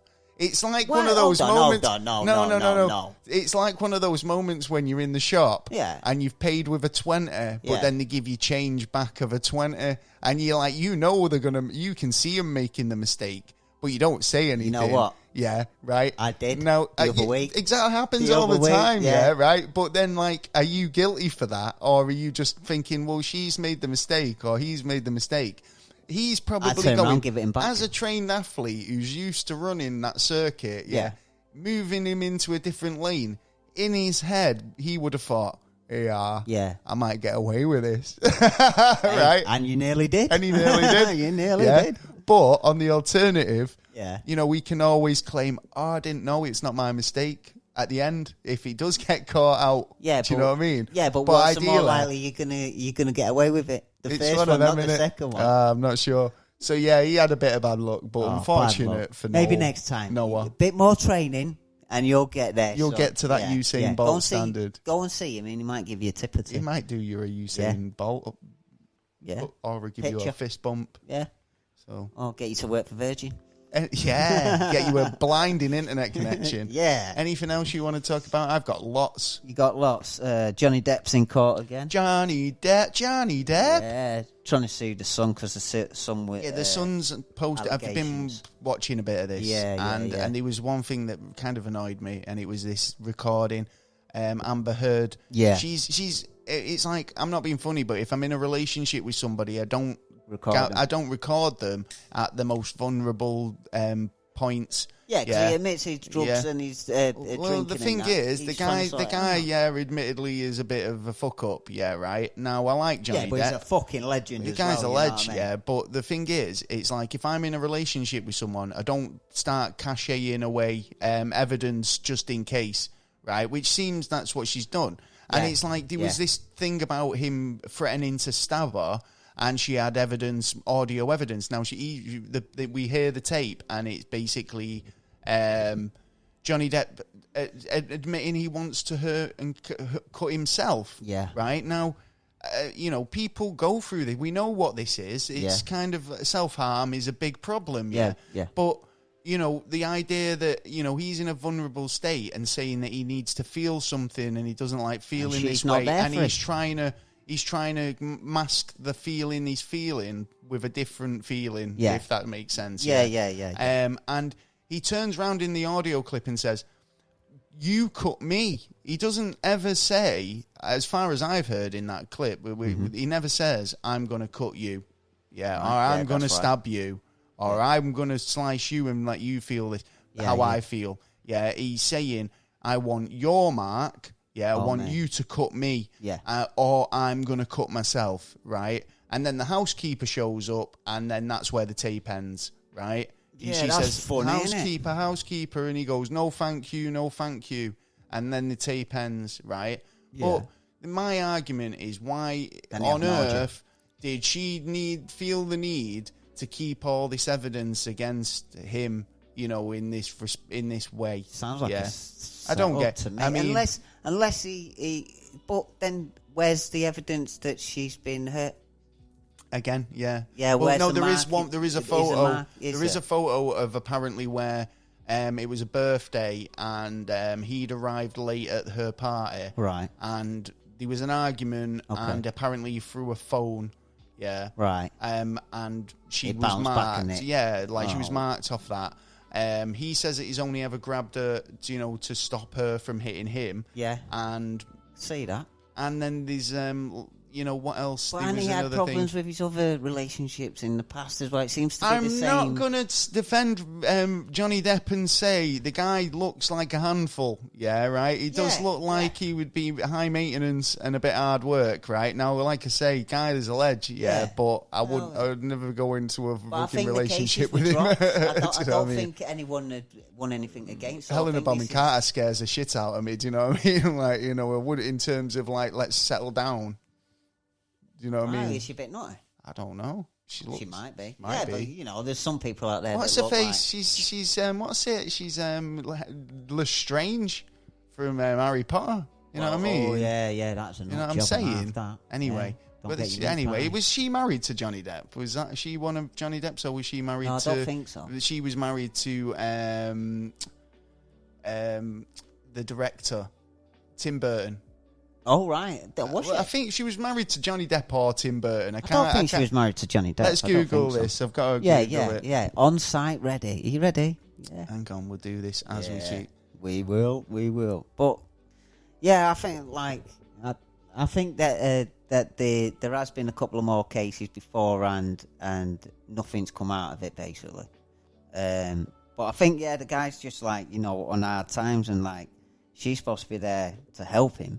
And she's basically trying to trap things because half the time he probably doesn't know what the fuck he's on. Well, she's not married now, but I do believe she was married to Tim Burton. Yeah, because she's got two children, Billy Burton and Neil Burton. Yeah, it must be a Burton then. Yeah, Neil Burton's her daughter. She called her Neil. Neil. Oh, I thought you said Neil. Neil was in Neil. That'd be nice. Neil, yeah, but it's not. Anyway, that's right. Yeah. So she was married. Apple. She was married to Tim Burton. Where are we going now?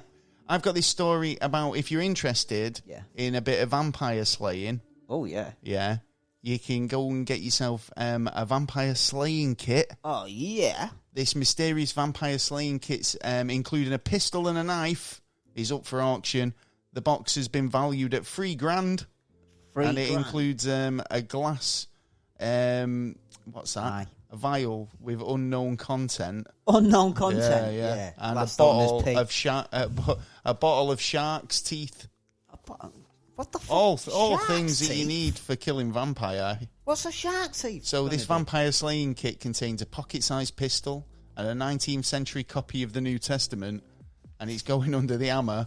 This gothic-looking kit, it was worth about $2 to $3 grand, and it comes packed with rosary beads, a bottle of shark's teeth, and a load of other bits and pieces. So inside the metal box is got an ivory roped covering a wolf carving. A wolf carving? Yeah. An ivory. Hold on, so you can have lichens as well. What? To that list. So you can vampires kill and lichens. wolves, lichens, rosary beads, as well as a blue vial with a mysterious contents. Sniff it. And a silver-bladed pocket knife. Fucking hell. I think anyone could put together something like this. I'm thinking that someone's put this together. Maybe but they're saying it's a legit... well, yeah, of course, but there's no record of the box's origins. No. But the 1842 copy of the New Testament within does bear an inscription. Yeah. Saying Isabel Sorbrick.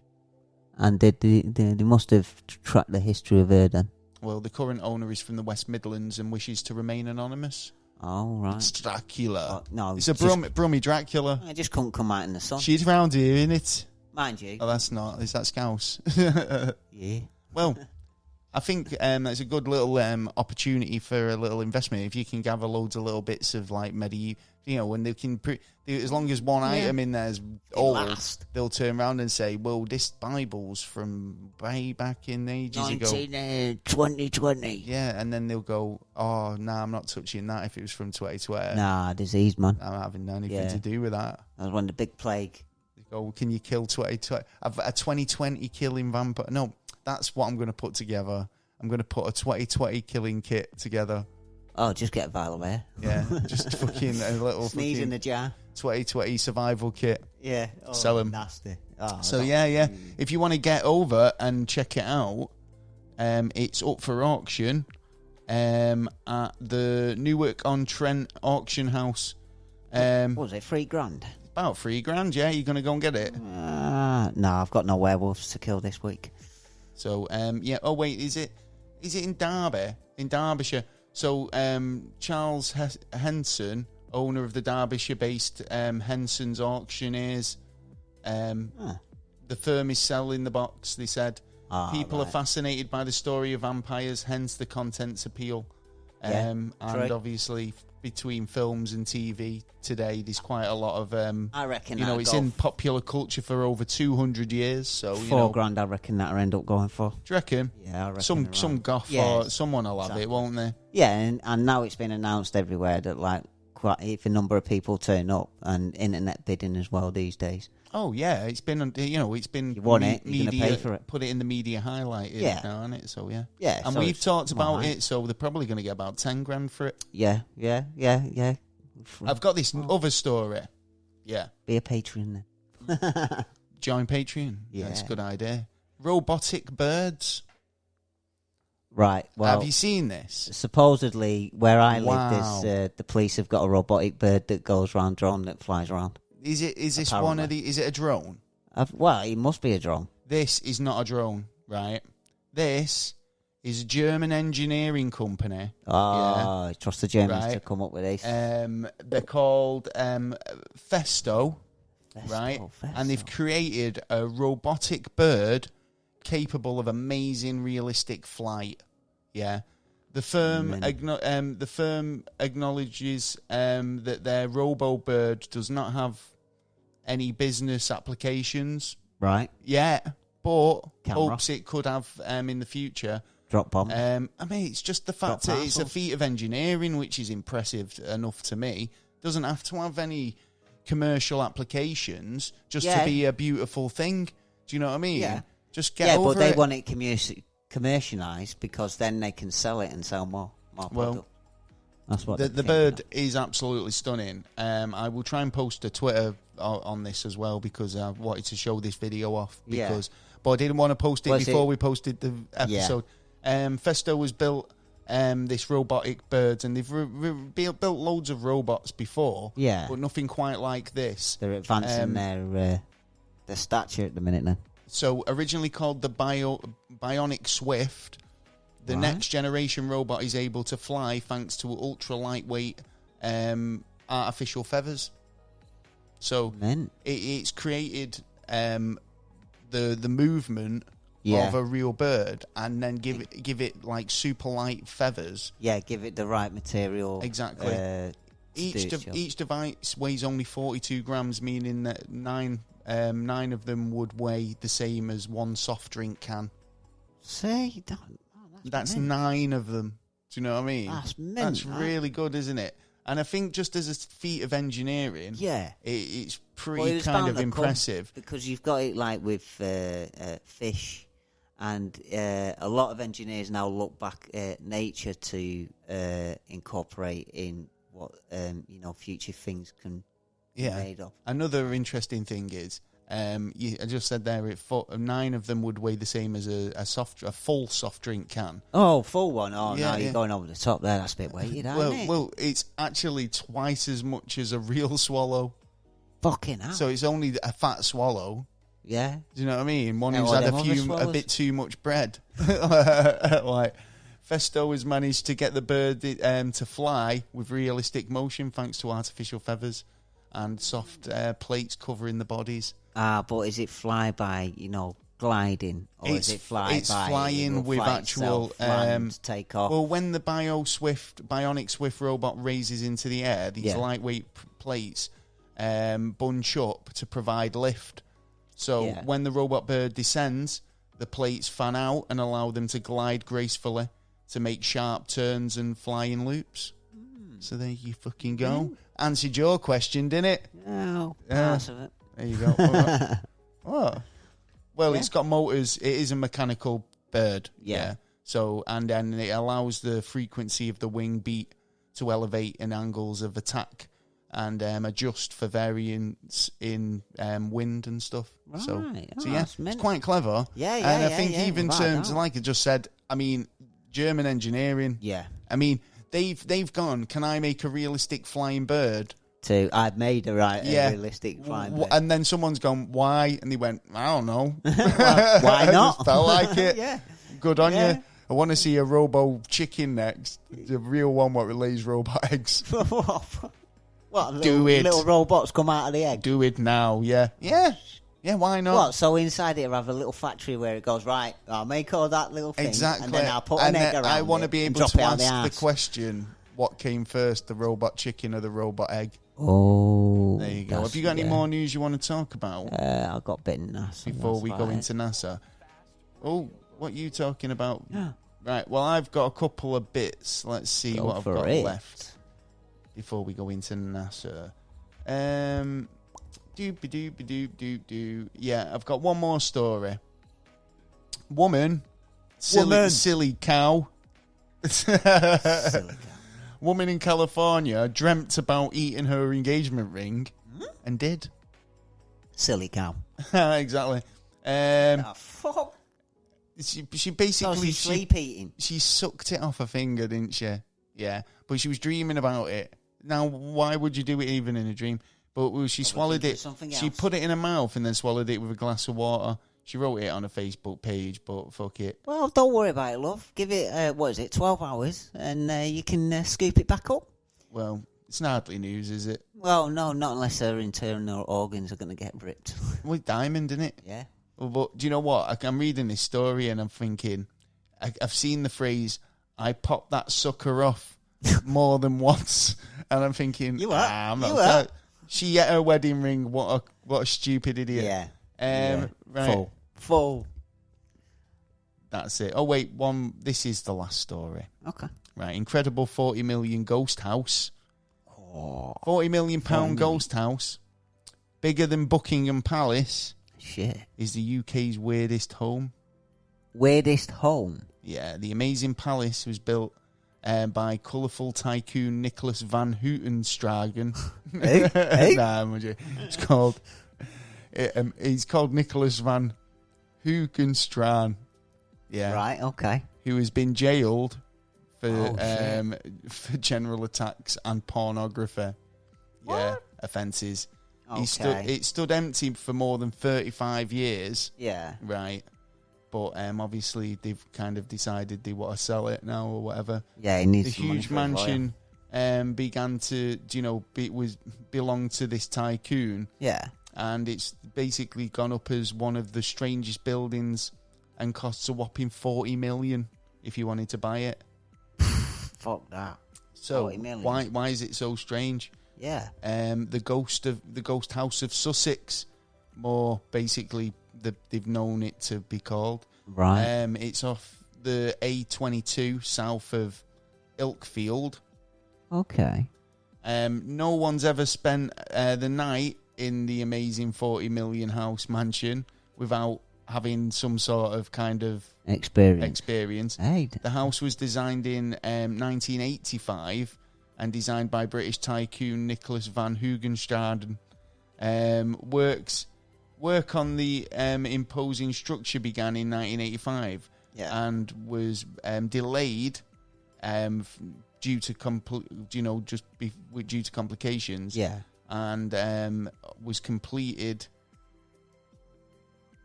around 2000. All right, so it's 20 years old. Yeah, it's crazy. It's like a jaw-dropping mansion. Yeah. Yeah. But it's nicknamed the Ghost House. Yeah, because no one's lived there for 35 years. Do you know what I mean? Well, it's just been abandoned. It costs a bomb. You can, but basically, like, expensive. You can go and have a look if you want. Or spend the night and get haunted. No one's ever spent the night there. Well, spend the night. That's what I'm saying. It's just been there for 35 years. Well, sneak in there and spend the night and see if you can last the night. I reckon people would have squatted in there. Do you reckon people would have broke in, like urban explorers and stuff like that? Because I've seen like people's, mansions of, rock stars. Yeah, I was thinking of like where people have lived in these big mansions and then abandoned them or moved on or whatever, but just left shitloads of the memorabilia and whatnot. Yeah. So anyway, you can check that out. East Sussex, the ghost house of a old porn star. Yeah, you got to spare 40 million. It might be an investment, it might not, but you never know.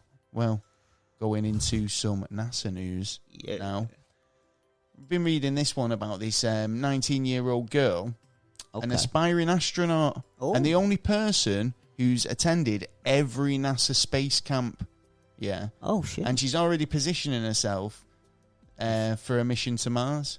Because obviously she's 19 now, but by the time they go, she's got some dedication there. Yeah, so she's been attending space camp since she was 5 years old, and she's graduated from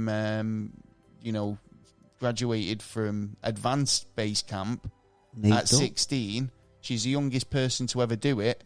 And before the pandemic hit, she was raising college, funds.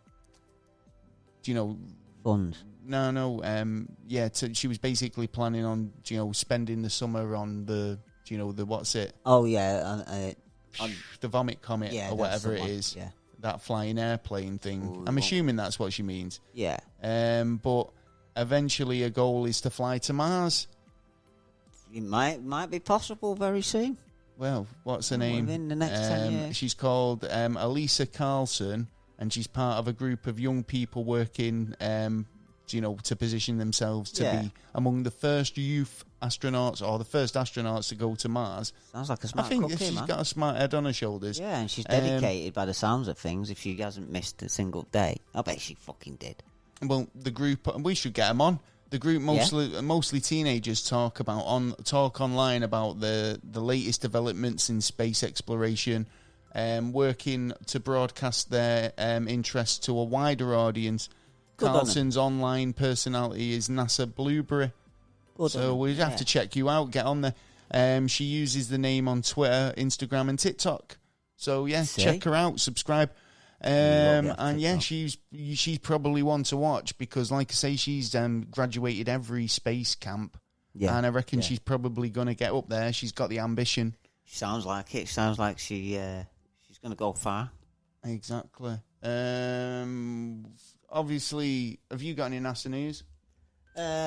Just one thing, which is announcement of... they reckon now our universe could be in an expanding bubble. I was saying that just yesterday. Dimension. I'd said that yesterday. So, we were like a bit of fluff on the sea.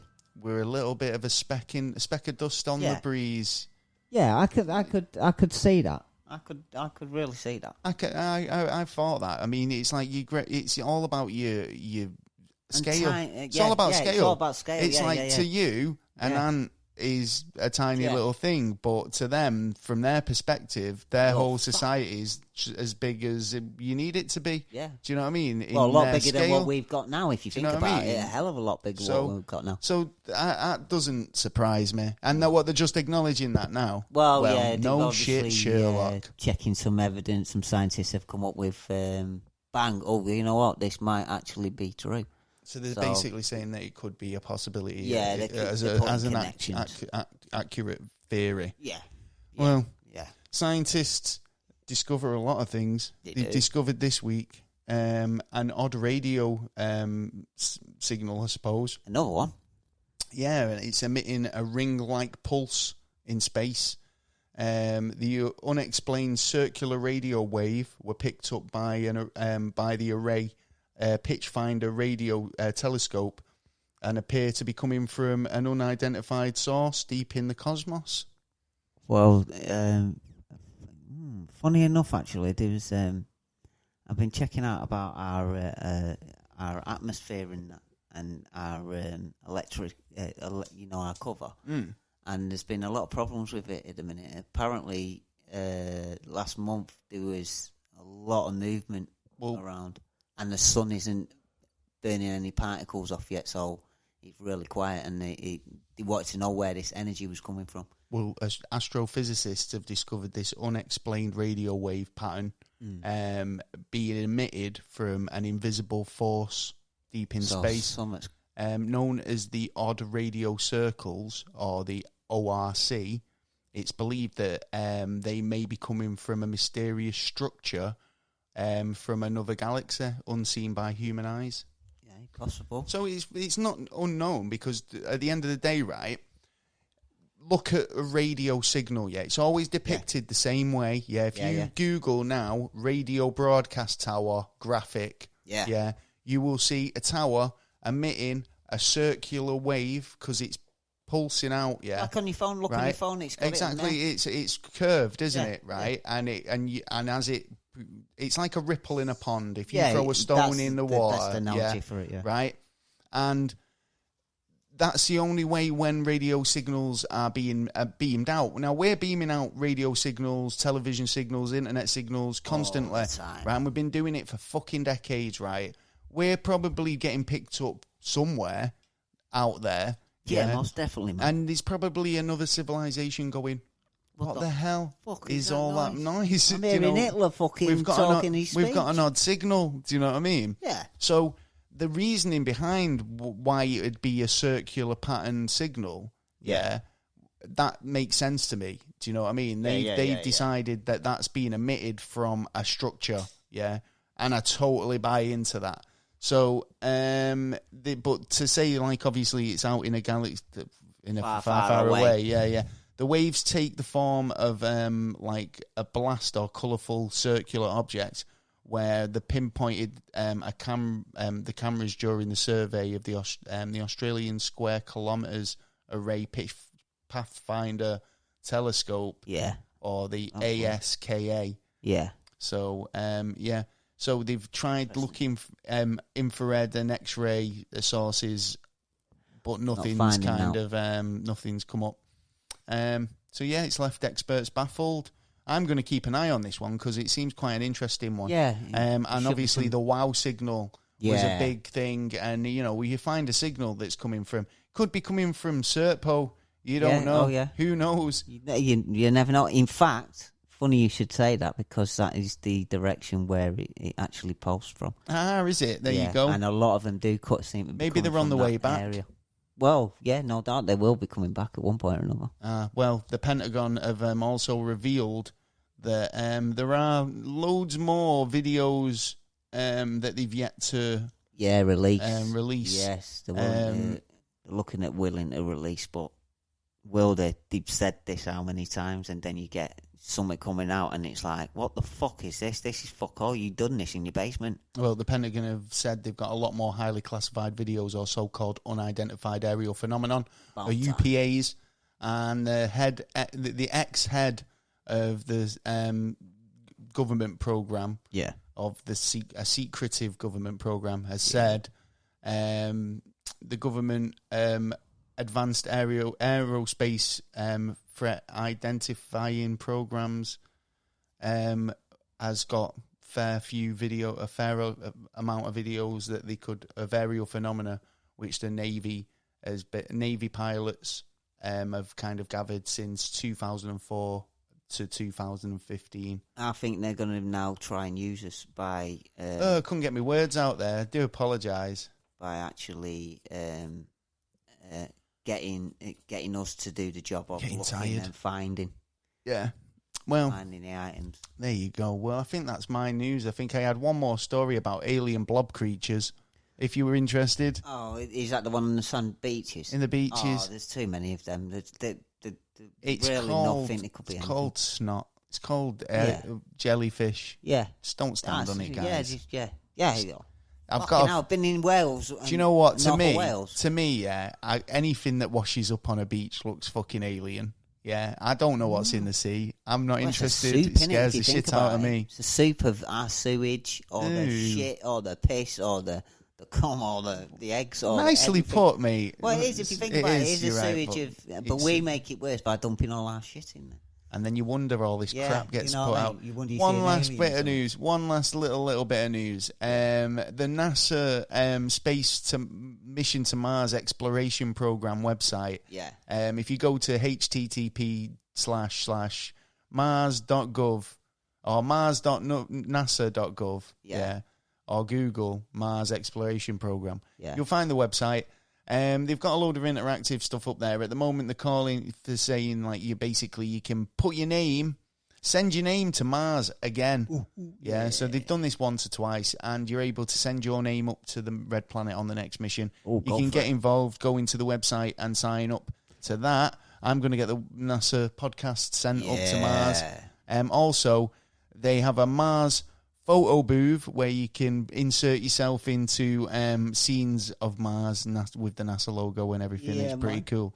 And also a virtual launch pack and spacecraft 3D rover experience. Oh, sorry. So they're trying to get the everyone involved. They want to get people excited now for this. There's going to be a lot of. You can even get a countdown clock. Yeah. To the next mission. So get over there and check that out. And that's pretty much it for the show. It's been heavily alien orientated and a lot of UFOs. But there's been a little bit of hype of UFOs lately. Oh, there is actually. Yeah. Well, because people have got time to have a look. Have a look in the sky, and you'll see. You've got nothing else better to do. Well, stare up at the sky. Yeah, sunbathe, man. Sunbathe. The beauty of that actually was the fact that there was hardly any planes in the sky. Yeah. Right. And it made the skies a lot clearer. Yeah. So I think there was a lot. There was a pickup in people getting into astrology and getting a lot of signs on getting the moon as well. telescopes or buying a telescope. So yeah.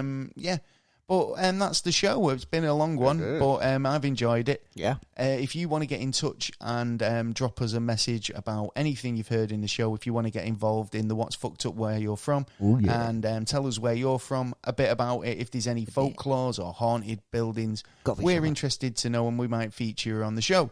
Yeah. Other than that, if you can always get in touch just for a chat, if you've got anything you would like to add. Drop us an iTunes review if you feel so well inclined. Yep. As well, you can subscribe to us on all podcast platforms, wherever you get your podcast. Search Never a Straight Answer, and we're there. Just subscribe. Because on YouTube, right, which we're available on YouTube as well, sometimes we put videos out with our faces. Sometimes we put them out, and it's just the audio. Yeah. But on the statistics there, it shows that 50% of people who listen to the episode aren't subscribers. So, what's going get on? over there. All you got to do is press a button. Press it and press the fucking button. You. Lazy notify that we've swine. got something. Yeah, and that's it. And we've got our 100th episode coming up imminently. Yes. Say imminently, 100th, we're at episode 91. Yeah, so, not that far off. Yeah. And we're going to be doing a live show over on YouTube. So it's worth subscribing for. And I have noticed we've had a lot of more subscribers over on YouTube recently. So that's excellent. Also, we're available on Instagram. If you want to check out our posts on there, go over to Never Straight Answer, or over on Twitter at NASA_Never. You can find us over there, and we're generally on there quite a lot. Yeah. So if you want to chat to us, it's a good start. Yeah. We've also got the website, neverastraightanswer.co.uk, where we post all of the most latest downloadable episodes, content, YouTube videos, news stories, blogs, all loads of stuff to interact with. Also, we've got the merch stand over there, so if you want to get a Never a Straight Answer t-shirt, which we're going to set up a new Never a Straight Answer t-shirt campaign very, very soon, so watch out for that. We're going to be getting some brand new t-shirts put out there. Oh, you were going to want it so much. Yeah. You can get yourself a Never a Straight Answer mug, hat, whatever you want. And also, we'd love you forever if you join Patreon. Yeah. Join us over on Patreon, and we'll be offering new incentives over there to get you, to keep you, to say thank you for joining us on Patreon. Yeah. And you can do that by going to patreon.com/neverastraightanswer, and you can put in from £1 or $1 to whatever you can afford. And, you can also just donate if you haven't got... Yeah. If you can't be arsed with all that Patreon stuff, there's a PayPal link there too. Yeah. So thank you for for everyone listening today. I hope you've enjoyed the show. What else have I got to say? Shout outs. Yeah, another perk of the Patreon team. Oh yeah. Get a really good shout out from us. Big shout outs this week too. Swoosh. Yes, Swoosh. Big fan. Love the fucking style, man. Gotta fucking keep listening. Love the fact that you do. Yeah. Big help. And one of our first real listener. Yeah. One of our first real listeners. Cheers, dude. Yeah. Big shout out to Jay. Yeah. We couldn't do it without you. Yeah. And you're a fucking legend. Yeah. And do you know what? It's funny though, because like most people would not know that Jay is usually here 90% of the recordings and never says a word. No. You might have heard a giggle or a snore when he's fell asleep on a particular boring episode. Yeah. But yeah, thanks to you, Jay. Big shout out to Jessie G. Yes, Jessie. Just keep your chin up, chick, and everything will be sweet. You're a good one. Things can only get better. And big shout out to Dunk, big superstar. Dunk. Got some shout outs for some podcasts that rate 10-ish podcast. Nick he's a good lad. Deep in History. Deep in History, yeah. Cheers. Yeah. For you want to check Deep in History out for I need to check out his new episode. Make sure and remind me about that, because he's worked really hard on this one. Yes, and it's going to be good. Yeah. So get over to Deep in History and support him. Yeah. Not So Minnesota Nice podcast with Jess and Jen. Yes, girls. Can't rave about these two enough. Yeah, that is great. I've got so many more. Oh God, I'm losing my voice. What's going on? I'll tell you who I'm gonna shout out now. Just give me a moment. Shouting at the cat. What? Cat. Big shout out to Chris and Shawnee. Yes. A big shout out to Micah. Yes, Micah. Who else? The Geekdom Fancast. Big shout out to them. Geekdom, yeah. Oh, I'm losing my mind today. Nothing's going well. Right. I think that's about it. We've got some shout outs. We'll do a proper shout out next week, but we've run out of time. Yeah. So if you've lasted this long, fucking you're a legend. Which we're surprised we have. Yeah, you're an absolute ledge. And here's one for you. If you have lasted this long, send us a tweet that just says, I don't know, you pick up a fucking word for us, Taylor. You're good at random words. For meaning for what? Just anything, just so we know that they've listened to this. Bananarama. Yeah, if you've... all right, Bananarama, Yeah, leave us a comment that just says Bananarama. Yeah, and I bet we don't get one. We might get two. Right, anyway. Probably us two. Right, yeah, just us two. Back, yeah. Right, well, take it easy, guys. I've been Gaz. I've been Taylor. Peace. Out.